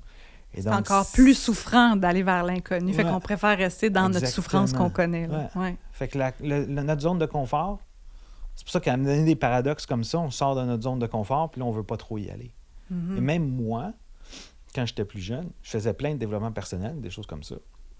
Fait que je suis dans l'action, ça paraît bien. Mais il y a certaines choses que tu ne veux pas nécessairement changer, même si tu embauches des coachs, puis des ci, des ça. Fait que nous qui me disaient, t'es très difficile à coacher. Parce qu'en réalité, je ne voulais pas changer. Mais ça paraît bien, je suis dans l'action. Et on est beaucoup comme ça dans le domaine spirituel ou développement personnel, qui font dépenser des fortunes. Consciemment, tu dis que tu veux changer, mais l'inconscient, lui, il préfère rester dans sa zone de confort. Il ne veut pas souffrir. Mhm. Fait qu'on souffre consciemment en réalité. Fait qu'il faut dépasser ça. Il faut sauter dans l'inconnu ou expandre davantage notre zone de confort en comprenant les choses. C'est ce qui est l'avantage le bouddhiste. Plus qu'on comprend la réalité qu'on vit, plus qu'on va expandre cette zone de confort-là et on va l'agrandir. Il faut qu'on n'ait pas besoin de tout le temps d'aller passer dans la souffrance. C'est pour ça de comprendre cette réalité-là aujourd'hui amène un grand changement. Parce qu'il y a des moments en anglais, des aha moments, des moments d'illumination, des moments d'insight où est-ce que tu vas faire ah, puis ça va te transformer, ça va t'amener à un saut quantique. Et quand on va parler de transformation, je vais dire que c'est un saut quantique. Puis quand on va parler de changement, c'est une façon d'évoluer, mais de newtonien. C'est comme une marche à la fois. C'est facile de retourner en arrière. Mhm. L'électron qui passe d'une orbite à l'autre, il ne passe pas par l'espace entre les deux. Il y a assez d'énergie dans un sens qui fait qu'il saute d'une orbite à l'autre ou il perd son énergie, peu importe de quel sens qu'il va. Mais il ne retournera pas en arrière, à moins que là, il y ait quelque chose qui va se passer d'intense. Ça peut être un trauma. Tu peux revenir en arrière avec un trauma. Tu peux faire un saut quantique par en arrière, entre guillemets. Là? Oui. OK. Un trauma va t'amener un saut quantique par en arrière. OK. Dans un instant, tu es transformé, positif ou négatif. Mhm. Un trauma peut même avoir un impact positif dans certains cas, mais il est juste utilisé d'une façon négative en général. Mais c'est quelque chose, c'est un choc drastique qui peut te transformer, peu importe la direction. OK. Donc, il y a des fois des choses, tu vas être mis à l'avant, ça va être très difficile. Ça va t'avoir fait changer du jour au lendemain. Mhm. Et donc, et c'est de se mettre des fois dans ces zones-là où est-ce qu'on ne veut pas aller, mais qui peut avoir une transformation magnifique. Et donc, fait que ce que je dis, si tu l'as écouté dans le podcast, peut-être, le vrai courage, c'est quoi? C'est pas de sauter en parachute, mais c'est de faire face à qui nous sommes, à faire ces parties d'ombre, dans un sens, ces parties où est-ce qu'on ne veut pas aller. Et donc, pour illuminer notre lumière, pour devenir plus lumineux, ben, c'est d'aller dans ces espaces-là où est-ce qu'ils sont techniquement dangereux, mais le danger aujourd'hui, il n'est plus vraiment présent. Mhm. Avant, il y avait des lions, il y avait des choses qui pouvaient facilement nous amener un danger. Aujourd'hui, le danger, il se passe entre nos deux oreilles, quelque part, tu sais. Fait que, tu sais, de dire à quelqu'un ce que tu veux pas lui dire parce que tu as peur, il va arriver quoi? Il n'arrivera pas grand-chose. Mais les histoires qu'on se fait psychologiquement, puis que ci, puis ça, mais notre cerveau est tout le temps en train de prévoir ce qui va arriver dans le futur pour nous protéger. Mhm. Fait qu'on a la vie on veut pas, mais on a la vie qu'on a besoin. Donc toi, dans ta notion ou dans la façon dont tu vois le bonheur, là, Ouais. parenthèse, Oui, vas-y. j'observe une résistance en moi dès que je dis le mot bonheur. Je suis comme, il là là. Je sais pas si c'est quoi, c'est peut-être... est-ce que... je viens juste de le conscientiser, là, mais je pense que j'ai une petite résistance parce qu'il y a tellement eu de promesses du bonheur. C'est comme un mot qui a été vraiment galvaudé. Mm-hmm. Puis là, j'ai l'impression que dès que je le dis, que je suis comme « Hey boy, c'est quétaine ». Tu comprends? Ouais. J'entends le bonheur, puis je me demande pourquoi il y a cette méconception-là du bonheur. Juste de le dire, on dirait que... on nous a peut-être vendu la recette comme 5 clés du bonheur, ou en tout cas, on dirait que c'est synonyme de ça.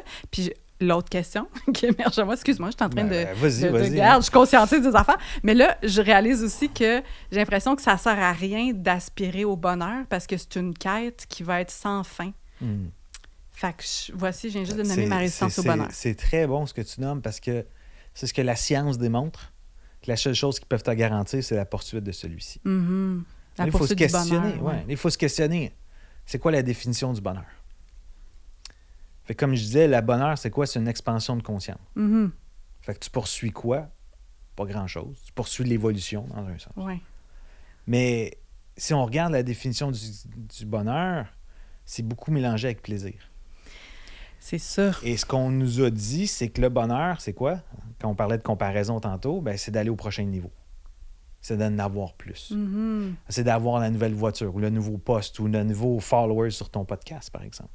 Là, tu te dis, là, je sais pas combien tu es rendu. Là, je suis rendu à 10 000, par exemple.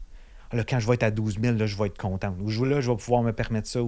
Fait que c'est quand quelque chose qui va arriver, nos désirs, nos aspirations vont être atteints. Mais quand on les atteint, ce qui est en psychologie, le concept hédonique, quand on l'atteint, on retourne au même niveau qu'on était avant. Fait que là, on veut passer au prochain niveau. Fait qu'on est tout le temps à la course de quelque chose qui va être un jour atteignable, mais en réalité, tu ne l'atteins jamais parce que tu reviens tout le temps au même niveau que tu étais avant. Et donc, tu n'as jamais changé qui tu étais, mais tu fais plus pour avoir plus, pour être un jour heureuse. Mm-hmm. Mm-hmm. C'est soufflant, ça. Et en anglais, ils vont dire c'est rat race, là, c'est la petite souris qui tourne dans le cercle. Là. Tu t'en sortiras jamais. Fait que là, tu te demandes pour ça, pourquoi une dépression, pourquoi une anxiété, pourquoi que là, maladie mentale. C'est soufflant, là, c'est fatigant. Mais si tu réalises, tu peux être heureux juste dans le moment, à être. Tu n'as pas besoin de faire rien. Et si tu transformes l'être, c'est qui tu transformes? C'est l'observateur. Et là, tu vas faire les choses différemment dans ta vie pour avoir des résultats différents. Mais tu n'es pas attaché à ta prochaine niveau, ton prochain followers, ton prochain like, ton prochaine vente ou ces choses-là. Parce que souvent, les gens en spiritualité, ils vont dire « Ah, ben j'en ai pas. » Tu sais, je peux te dire que tu es dans la spiritualité avec ce que tu fais. Ouais. Mais là, c'est OK, quand je vais avoir ça, là, je vais pouvoir peut-être faire plus de ci. Qu'on est tout le temps dans l'attente d'atteindre quelque chose. Mm-hmm. Et donc là, on ne va pas se mettre des... J'étais en planification stratégique dans les derniers jours. Il y en a qui disent « Ah, ben là, mon prochain niveau, c'est ça. » Je dis « Pourquoi juste ça? » Ah, parce que là, si je fais plus puis je ne l'ai pas, ben là, je vais me sentir. Fait qu'on s'attache aux résultats. Moi, j'ai mis des résultats comme 10 fois plus que tout le monde. Ils sont comme, ben là, ouais, moi, je suis dans la possibilité. Tout est possible. Si je fixe, mettons, 300, ben, je peux atteindre 300. Puis si je ne l'ai pas, ben, je suis déçu. Moi, je me fixe 1500. Puis je joue une game. Puis peu importe si je l'ai, c'est pas grave. Mais je m'aligne sur... Tu t'alignes quelque sur chose ce de plus point-là. Mm-hmm. Puis si tu l'as pas, ben tu l'as pas. C'est la vie, mais je vais avoir joué le jeu de cette réalité-là. Mm-hmm. Et donc, si moi, je veux obtenir un bonheur, je mets un niveau supérieur. Et puis, avec ça, je grandis. C'est comme quelqu'un qui dit « Ah, je veux faire la Ligue nationale de hockey, je veux faire la NFL, je veux faire... » Mais il joue tout le temps au même niveau. Non, il vise la Ligue, fait qu'il va jouer. Fait que tu veux quel niveau de bonheur dans ta vie? Là, tu veux-tu un grand niveau ou tu veux juste un petit bonheur? J'entends petit bonheur, Ouais. puis là, je suis comme « Ah, mon petit bonheur. » Je l'avais ramassé.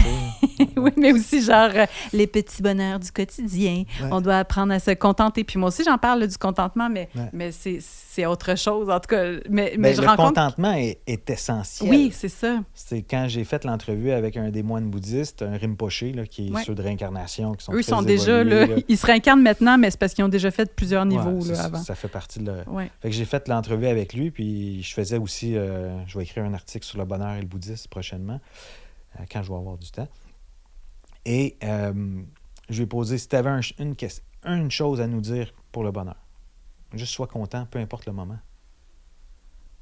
Mais ça veut dire qu'on n'a aucun attachement. Mm-hmm. T'sais. Ça veut dire que si je me mets des objectifs, que je les atteins ou que je les atteins pas, c'est pas grave. Je me fais couper dans le trafic, c'est pas grave. Il n'y a rien qui est grave dans la vie. Mais on en fait que des histoires sur tellement de choses. Mm-hmm. Et si on agit comme ça, on vient de tout changer. Parce que même au niveau, si on va au niveau karmique, bon, il y a une raison qui arrive, qu'est-ce qui nous arrive.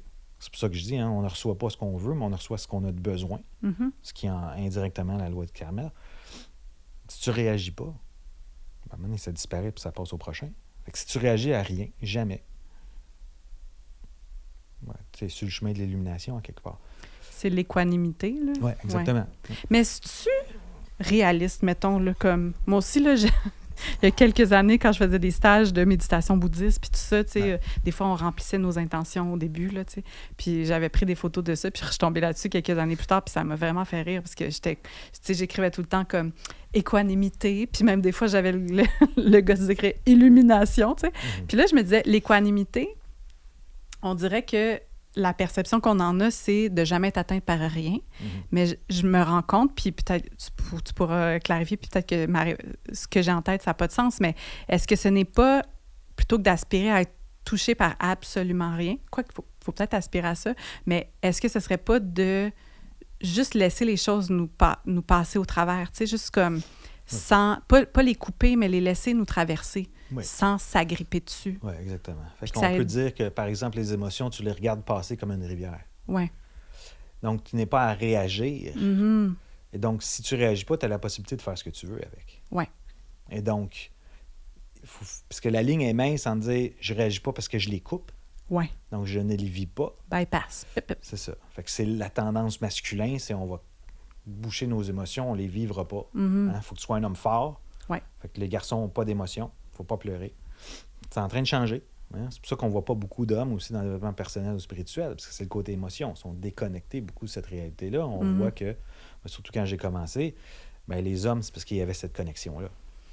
Mais là, aujourd'hui, ça devient de plus en plus acceptable. Les femmes avec leur mari, c'est « bon, parle-moi ». Avant, c'était aucunement comme ça. T'sais. Et donc, oui, c'est pas de pas n'avoir, mais c'est d'avoir aucune réaction suite à ces émotions-là. C'est pour ça que je parle plus le feeling. Tu ressens qu'est-ce qui se passe dans ton corps. Ça peut être de la chaleur, de l'expansion, du mouvement, des choses comme ça. Ça, c'est des feelings. Et l'émotion, c'est quand tu y mets un attachement, une étiquette, en réalité, de ce que c'est. C'est pour ça que, par exemple, si on parle de la peur ou on parle de la colère, ou tu l'expérimentes différemment. Si je te parle de l'expansion ou de la chaleur dans ton pied, on est capable de tout ressentir la même chose. Donc, les émotions sont... Puis les émotions sont souvent informées ou comme modelé par nos conditionnements puis notre inconscient. Exactement. C'est ça. Ouais. Fait qu'on a une réaction à ce qui s'est passé. Ouais. Fait que si tu es dans l'acceptation, ça arrive puis ça passe. Et donc, ça demande une grande sagesse d'évolution. Et donc, si par exemple, tu marquais illumination dans ton texte, dans ton livre, dans tes notes, puis si tu voulais ça peut arriver dans l'instant présent. C'est la beauté du quantique. Tout est possible maintenant. La probabilité que ça arrive, elle est mince, mais elle est toujours là. J'avais des conversations autour de ça. Souvent, les gens disent « Ah, ben, ça va te prendre encore plusieurs vies. » Non, ça peut être dans cette vie-ci que ça arrive. Mais on pense que c'est pas possible. On pense que c'est juste les grands maîtres. C'est juste... Pourquoi? Ça prend un instant, un moment, et ça peut être changé. Et donc, tout devient possible. Ça donne énormément de puissance aux gens. Au lieu d'être victime un peu, ça ne sera pas ma vie-ci, fait que peut-être je travaillerai ça la prochaine. Fait que dans cette vie-ci, je vais continuer à avoir du plaisir. Donc, chaque moment, chaque instant amène quelque chose de plus, que tu le veuilles ou non. Même si tu es en réaction, c'est un signe qu'il y a quelque chose à apprendre. Fait que c'est avoir de la gratitude aussi pour tes réactions à quelque part. Parce que sans ceux-là, des fois, c'est parce que tu es déconnecté de ce qui se passe. Fait que là, c'est comme, OK, il y a quelque chose qui se passe. Je peux en prendre conscience. Je peux arrêter de réagir. Mais si tu le sais pas, ça va être difficile. Donc, de le conscientiser. Puis, tu parles de dans cette vie-ci, puis tout ça, puis ça fait quelques fois que tu fais référence à ça. Donc, il y a le concept quand même là-dedans de la réincarnation. Donc, on n'est pas dans une unique incarnation. Est-ce que la physique quantique amène certains points là-dessus ou comme vient valider? Comme c'est quoi la place de...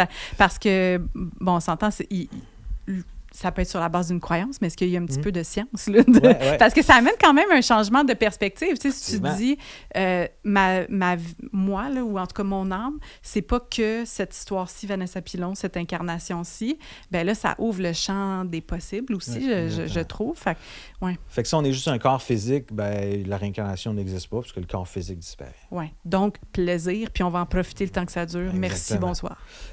Fait que là, si on réalise que, comme la physique quantique le démontre, qu'il y a plus que juste du corps physique. En réalité, on est à 99,99% de vide, mais on paraît bien physique, comme la table, la chaise, ces choses-là. Fait que là, on dit, là, tout est énergie. Fait que là, ça donne la possibilité de voir peut-être autre chose. On pourrait en parler longtemps, là, mais si je le garde simple, il y a Dr. Davidson qui était un spécialiste, un rechercheur dans ce domaine-là. Il a répertorié des milliers d'enfants avec des histoires de réincarnation. Mm-hmm. Par exemple, il réalise que tel enfant viendrait de telle ville. Déjà là, comme de dire qu'il vient de telle ville, OK, ouais, comment il fait pour savoir ça, on ne sait pas. Il dit, j'ai caché de l'argent dans telle maison, à tel endroit. Comment il fait pour savoir ça, là? C'est impossible. Puis il trouve finalement de l'argent à telle place, telle maison. Là, tu fais, OK. Une histoire comme ça, c'est déjà un peu questionnant. C'est peut-être un hasard, mais le hasard est quand même la probabilité de dire telle maison dans telle ville. Là. C'est comme si, mettons, j'ai grandi à Granby puis je suis jamais sorti de Granby. Puis je dis à Chibougamau, en telle maison, à telle place, il y a de l'argent. T'es jamais allé. Mm-hmm. Fait qu'il y en a un autre qui serait dans une vie passée. C'est un soldat dans la, je me rappelle, Première ou Deuxième Guerre mondiale. Il serait tué, selon les récits, par une balle dans le cou, puis il y a une tache exactement à la même place. Là, il y a des choses comme ça que tu commences à dire que si c'est pas la réincarnation, c'est quoi? Et donc, il y a d'autres concepts aussi dans ce style-là qui amènent à se dire, si c'est pas ça, bon, OK, trouve-moi une solution. Mm-hmm. Mais on n'a pas personne qui est revenu d'une vie passée avec des choses pour nous le prouver. Ouais. Ça prendrait ça pour prouver scientifiquement hors de tout doute.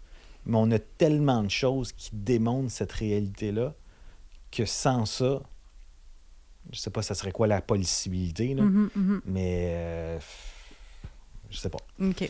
Fait que c'est quand il y a des milliers de récits comme ça, là, à un moment donné, tu te dis, OK, ben, si c'est pas réincarnation, on peut trouver un autre terme. Ouais. Mais c'est qu'il y a quelque chose qui continue, il y a quelque chose qui survit, il y a une mémoire qui survit, il y a une conscience qui survit. Et, fait que on peut l'amener comme ça, parce que c'est enseigné comme ça aussi depuis des milliers d'années dans différentes places.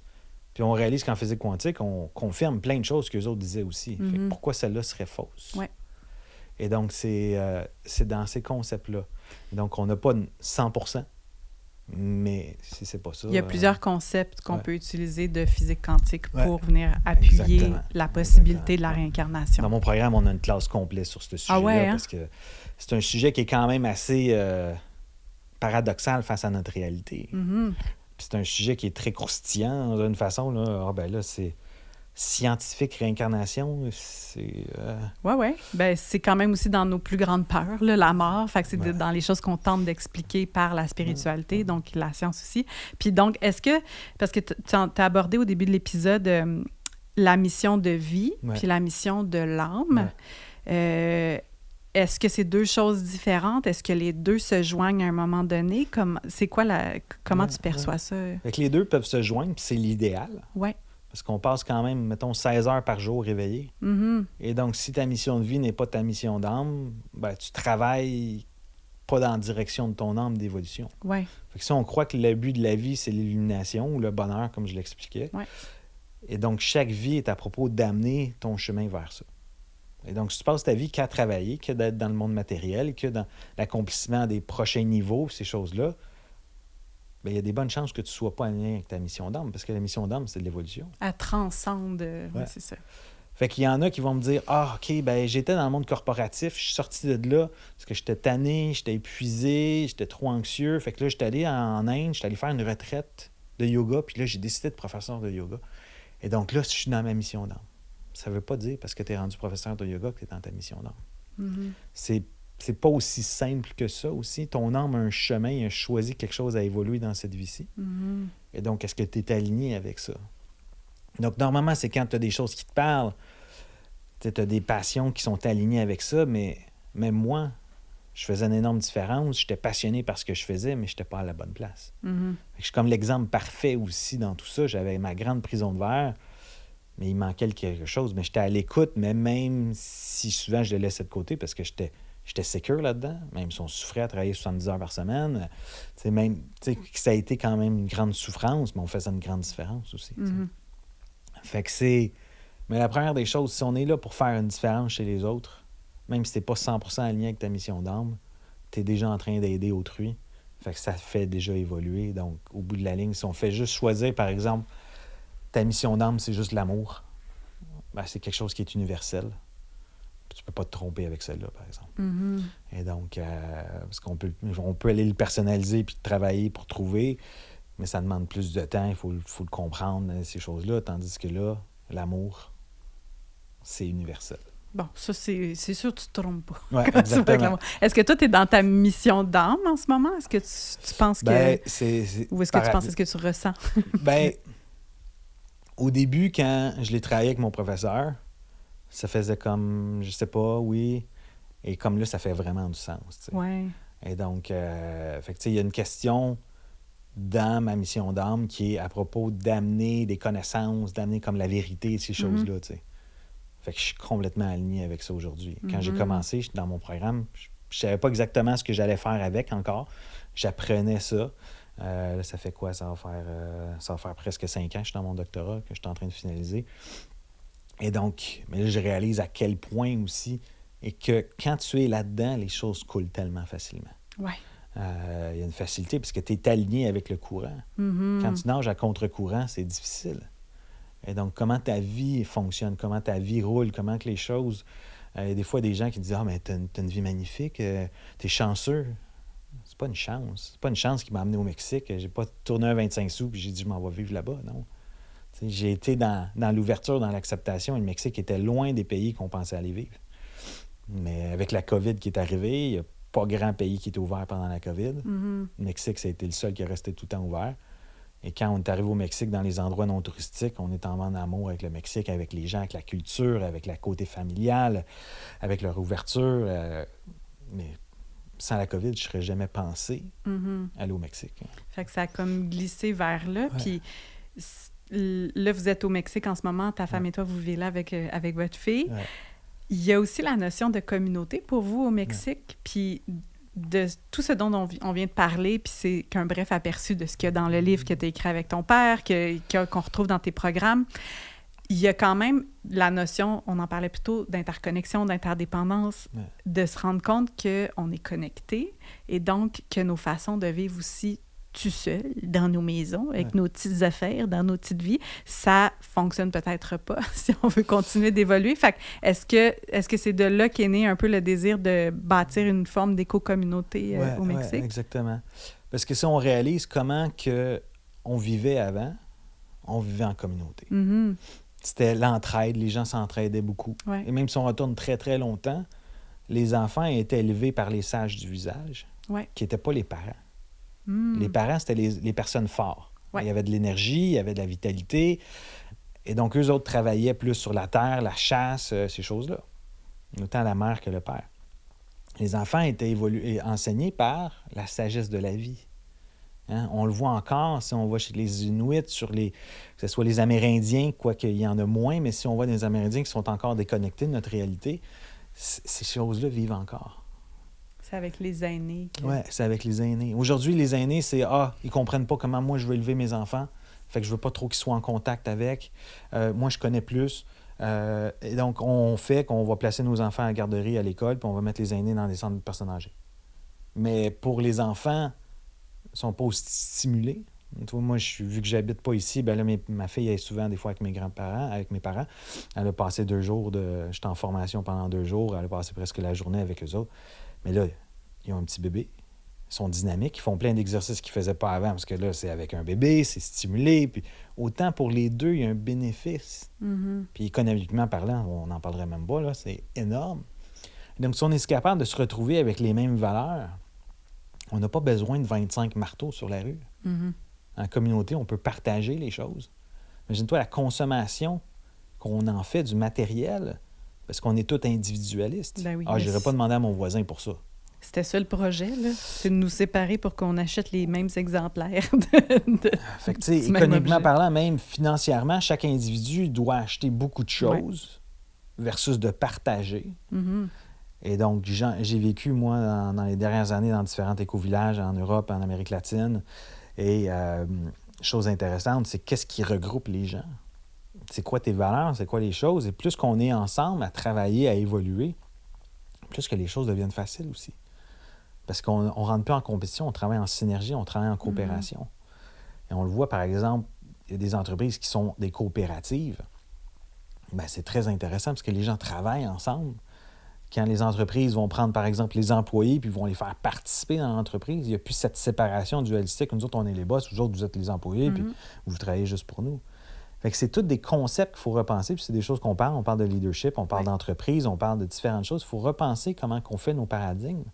Il faut créer des communautés, il faut s'entraider. Et on le voit souvent dans les villages, dans les plus petits villages, l'aspect communautaire est très présent. Ouais. Les gens s'entraident beaucoup, ça se parle, ça connecte. Et il y a une chose qui est très importante, c'est une des plus longues études, c'est une étude de 80 ans sur Harvard, puis elle dure encore. Et le plus grand facteur de longévité et de qualité de vie, il avait tout mesuré, là, et c'était relations à 50 ans.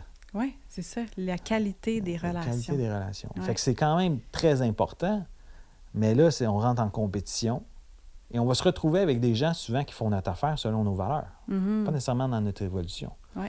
Ils viennent nous valider, là, c'est confortable. Des gens qui s'habillent comme nous, qui trippent ces mêmes affaires, qui ont à peu près le même âge, tu sais. Exactement. Ouais.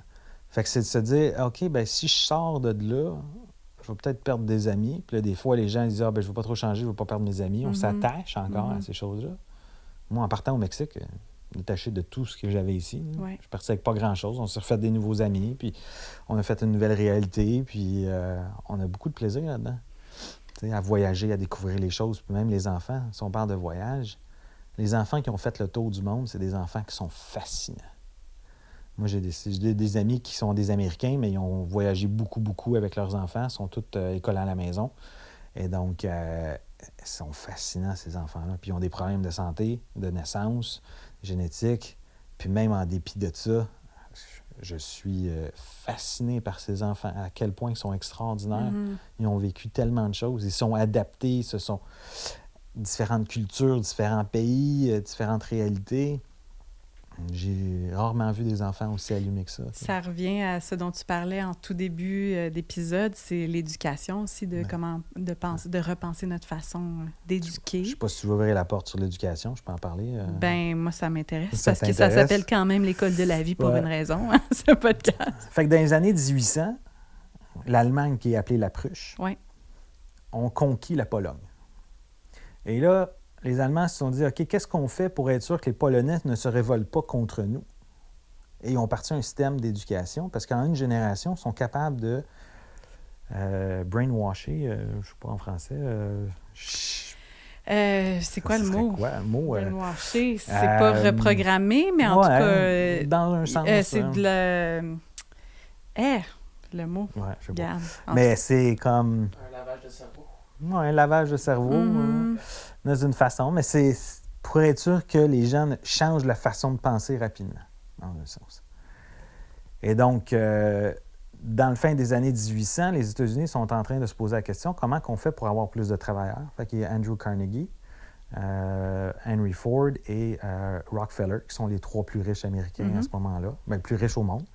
Et ils se sont dit, comment qu'on peut faire ça? Et donc, ils vont investiguer un peu partout dans le monde, et ils tombent sur ce modèle-là. Ils se sont dit, oh! Fait que là, ils ont amené le modèle de la Prusse au niveau de l'éducation. Et même en 1906,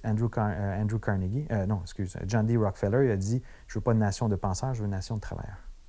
Et donc, on compare l'école et les chaînes de montage qui étaient dans le temps.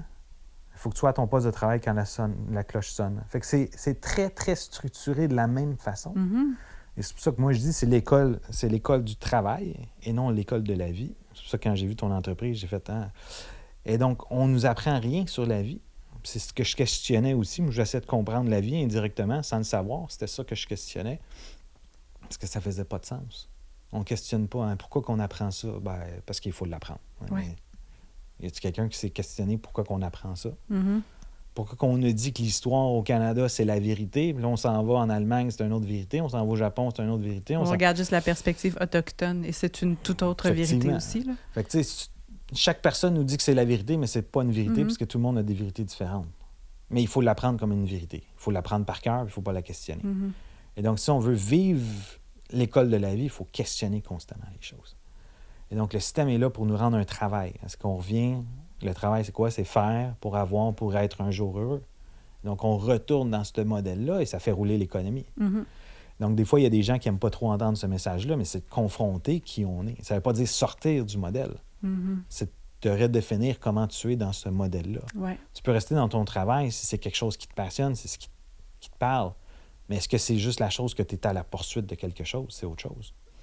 La place que ce travail va prendre dans ta vie, là, parce qu'on est conscient quand même, on parle de ça, puis pour plein de gens, c'est super déclenchant parce qu'ils sont comme, ben moi, si je quitte mon travail, comme le chaos, nourrir mes enfants, tu sais. Puis il y a des gens qui sont bien dans le travail aussi, mais c'est ça. Mais quelle place prend ton travail? Est-ce que c'est ton identité? Est-ce que, bon, tout ça. Puis le fameux discours de « je peux pas à cause du travail ». Tu sais, il y a ça aussi, des fois, l'emprise que ça peut avoir aussi sur notre... Ça revenait avec l'exemple du médecin au début. Tu sais. Je peux pas changer parce que là, j'ai passé 7 ans de ma vie là-dessus à étudier. Fait que, tu sais, il y a comme on comprend ça aussi, tu sais. Mais à quel point tu veux que ta vie se transforme ou que tu veux avoir la vie que tu veux. Tu as la vie que tu as besoin. Tu es à la parfaite place actuellement pour changer quelque chose, pour comprendre quelque chose. On est tous exactement où est-ce qu'on doit. Tu sais, il y en a qui vont dire que ce soit Dieu ou de la conscience, mais ils ne jouent pas au dé. C'est pas un hasard que tu te retrouves où est-ce que tu es. Tu sais. Mais il faut juste que tu l'acceptes, que tu sois content avec ça. Et c'est pas... Mais c'est comme la nouvelle tendance là, au niveau de genre du poids, là, c'est accepte-toi. Mais en réalité, ça veut dire qu'il faut que tu t'acceptes malade. Parce que l'obésité, c'est pas santé. Mais accepte-toi. Oui, accepte-toi. Mais prends un changement. Parce que souvent, ils vont dire accepte-toi comme ça et tu es correct. Accepte-toi dans ta misère et c'est correct. Non, accepte que tu es là et prends action pour changer. C'est souvent on le voit de plus en plus, puis je trouve ça comme... Fait en fait, c'est pas de ne pas s'accepter, mais c'est que c'est pas la finalité de s'accepter. C'est de se dire, OK, on va accepter nos circonstances, on va accepter la réalité telle qu'elle est en ce moment, mais après ça, c'est un point de départ aussi pour autre chose. Exactement. Fait qu'il y a quelque chose à comprendre en derrière de chaque chose. S'il n'y en avait pas, ben si moi, j'avais plus rien de ça, je serais pas ici. Je serais illuminé ou je serais dans une autre réalité, en réalité. Et donc, il faut commencer à se questionner. Pourquoi que j'ai ça? Il y a une raison en arrière de chaque chose, mais on n'est pas capable de la voir dans le moment. C'est facile rendu plus loin de voir, c'est à cause de ça, c'est arrivé. Tu sais, par exemple, quand je devais aller au Népal, mais avant, je devais aller en Inde. Et j'arrive en Inde, au bureau d'acceptation d'immigration, il dit « Ton visa est suspendu. » Je suis comme « Suspendu. » Je regardais en ligne, ça dit « Actif. » Ah oui, il est actif encore, mais en raison des conflits Canada-Inde, les visas électroniques ont été suspendus pour tous les Canadiens. Je suis comme « OK, il n'est pas actif, il est suspendu. » Normalement, moi, j'aurais fait une crise. Fait que là, je suis comme, OK. Fait que là, finalement, il me retourne chez nous. Et la bonne nouvelle, c'est qu'ils ne te font pas payer le billet de retour. Fait que c'est déjà pas si pire, mais quand même. Fait que je retourne chez nous, puis là, je suis comme, OK, là, il faut que je fasse un nouveau visa, parce que j'ai ma formation avec mon doctorat, qu'il faut que je sois là-bas, puis là, je suis pas là. Ça dure 12 jours. Fait que là, je m'en vais appliquer Express Visa. Puis là, le temps commence à passer, Puis je me dis, bon, si je ne l'ai pas avant telle date, à un moment donné, ça ne sert pas grand-chose d'aller en Inde pour 2 jours. Fait que je vais aller au Népal direct, au lieu d'y aller après l'Inde. Fait que finalement, ça prend plus de temps. Je m'en vais au Népal à la place. J'arrive au Népal, puis en raison que je suis arrivé avant, je suis pas parti pour tout de suite le camp de base de l'Everest. On a attendu, vu qu'on avait du temps, on a fait visiter différents temples bouddhistes et on a trouvé un temple qui faisait une retraite avancée pour bouddhistes qui était possible dans mon horaire. Fait qu'on s'est dit parfait, puis on va repousser le camp de base de l'Everest. Fait que là, moi, on est là. Il y avait comme rien de planifié sauf le camp de base. Puis on était comme, OK, on va faire qu'est-ce qui va arriver, puis c'est chaud. Fait que je fais ma retraite bouddhiste. Et là, la personne qui s'occupe de tout là-bas, il vient me voir, il vient me chercher. Il dit, une chance qu'on n'est pas parti. Hein? Parce que tout le monde qui sont partis à la date que je devais partir ont tous été ramenés en cause qu'il y avait une tempête. Fait que j'aurais pas pu avoir mon voyage. Mais tout ça a seulement été possible parce que j'ai pas été en réaction. Si j'avais été en réaction, c'est sûr que ça n'aurait pas marché. Et donc, quand on est dans l'acceptation des choses telles qu'elles arrivent, puis même j'étais dans l'aéroport, parce qu'ils te font passer dans l'aéroport quand tu te fais non immigré. Ben, il y avait 3 gars avec des mitraillettes qui m'escortaient dans l'aéroport pour être sûr que je ne me sauve pas dans l'Inde, comme le Canadien veut sortir en Inde. Fait que c'était très, très drôle. Puis je prenais des vidéos, puis je riais avec ça, puis je riais avec eux autres. T'sais. Mais j'étais complètement en acceptation que c'était comme, OK, c'était ça. T'sais. Fait que pour que la synchronicité de la vie arrive, Si tu es en réaction, tu bloques le courant, puis ça n'arrivera pas. Oui, parce que si tu penses que c'est pas comme ça que tu veux, puis que là, tu prends action en réaction à ce qui se passe, ben là, tu viens contrecarrer souvent bien des affaires magiques qui pourraient... Exactement. Ouais. Fait qu'il faut que tu sois dans le flot de la vie. Fait qu'il faut que tu acceptes que tu n'as pas ce que tu veux. Mais c'est frustrant, ça. Vraiment. On veut tout avoir, on veut tout contrôler, on veut... Notre ego est comme, j'ai un plan, là. Ouais, Je veux que ce soit ça. Ouais. Fait que le plan, il est là pour la survie. Il n'est pas là pour l'évolution. Mais chaque chose qui t'arrive est pour ton évolution, mais tu veux pas l'écouter, tu veux pas l'entendre. Ouais. Parce que des fois, c'est souffrant, puis c'est pas ce que tu veux. Puis, c'est lui qui a eu la prochaine promotion. Oui, mais ce qu'il faut, c'est que tu sortes de cette entreprise-là. Ouais. Mais ça, tu ne l'écoutes pas. Tu veux la prochaine promotion, puis c'est pour ça que tu ne l'as pas eu. Mais non, la personne va continuer à bûcher, puis va pouvoir la prochaine. Fait que c'est... c'est vraiment. quand même simple, humain, mais on se la complexe. C'est ça l'affaire. On dirait que toutes ces choses-là, là, tout ce dont on vient de parler, c'est quand même vraiment simple. On dirait qu'on se le redit, on se donne d'autres exemples, on rajoute des perspectives, mais ça reste que c'est une essence tellement simple. Mais c'est un peu comme là, ce qu'on est en train d'avoir, c'est une conversation autour de ça. Fait que la personne, par exemple, elle dit « j'achète La vie repensée, ça me parle beaucoup. Ouais. » Allez le lire. D'ailleurs, qui va être disponible le 23 octobre sur toutes les plateformes numériques et dans les librairies. Au Québec, voilà, la plug est faite. Et donc, la personne achète le livre, lit le livre, passe au prochain livre. Ouais. Mais elle dit c'était vraiment bon. Non, ça te prend une conversation comme on est en train d'avoir autour du chapitre. Oui. On a fait un guide d'accompagnement qui a à peu près 5 questions pour chacun des chapitres. OK. Mais quand même, tu sais, quand tu es tout seul, toi, à te poser des questions puis prendre des notes, des choses comme ça, c'est une chose. Quand tu commences à avoir une conversation autour de ça, c'est une autre chose. Oui, c'est une intégration. Il faut vraiment avoir ces conversations-là. C'est dans ces conversations-là qu'il y a des moments d'insight, des moments de ha-ha. Tu fais oui, j'avais pas pensé à ça. Ça m'arrive tellement souvent, des fois, que c'est en conversation que j'ai la réalisation de l'affaire que je cherchais puis que je mijotais dans ma tête. Là. Puis là, ça se clarifie parce que j'en parle avec quelqu'un. Fait que c'est... Mais c'est un peu ça. J'ai bâti mes programmes de cette façon-là. Ouais. Je peux enseigner en live avec tout le monde. Puis qui ne sert pas à grand-chose, parce que tout le monde peut écouter un live comme on fait aujourd'hui. Puis de toute façon, le temps, regarde. Fait que là, toutes mes classes sont enregistrées. Mais on a un live à chaque semaine où est-ce qu'on va discuter, puis on va vous challenger, je vous mets en groupe. Okay. C'est là que ça se passe aussi. Puis les gens disaient comme « Ah non, tu peux pas couper ces temps-là, c'est les temps favoris. » Parce qu'on est dans cet espace-là, on se retrouve quoi? Individualiste. Il faut créer communauté. Ma coach d'affaires a dit « Tu pars un groupe Facebook. » Je suis comme... Ça me tente pas pantoute de partir un groupe Facebook. Hein. Je suis comme, il va falloir que je l'anime, il va falloir que je fasse ci. Oui, mais elle dit, tu veux créer communauté, il faut que les gens aient cette conversation-là, il faut que tu aies un espace pour ça. Fait que j'ai fait, bon, OK. C'est ce que je dis, mais ça me tente pas. Mais... Fait que là, elle m'a expliqué, bon, OK, parfait. Fait que je suis en train de créer un groupe Facebook parce que les gens doivent rentrer dans une conversation, doivent échanger. Ils peuvent échanger sur le livre, ils peuvent échanger sur ce qu'ils veulent. Ouais.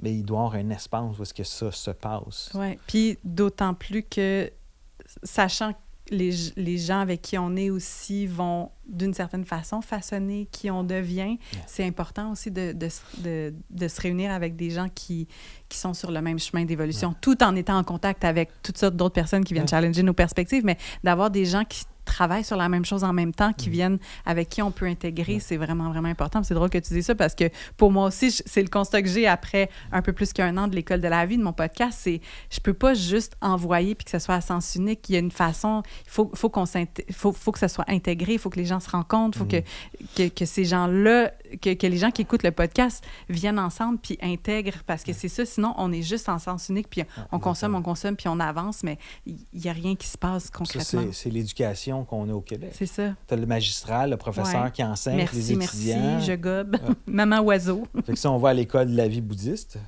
ben, ils vont lire un texte, par exemple. Ils vont méditer dessus. Ils vont débattre sur le texte. C'est ça. Après ça, ils vont leur méditer, ils vont relire.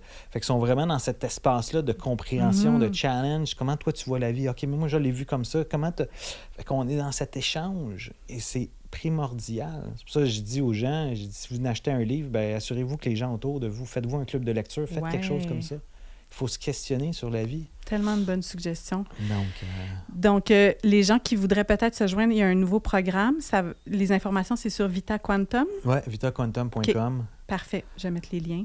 Fait que Vita, ça veut dire la vie. Quantum, qui est la vie aux possibilités infinies. C'est commencer à réaliser que tout est possible. Ouais. La seule raison que c'est pas possible, c'est comment tu vois la vie. Il faut que tu changes ta perspective. Comment tu changes, challenger tes croyances.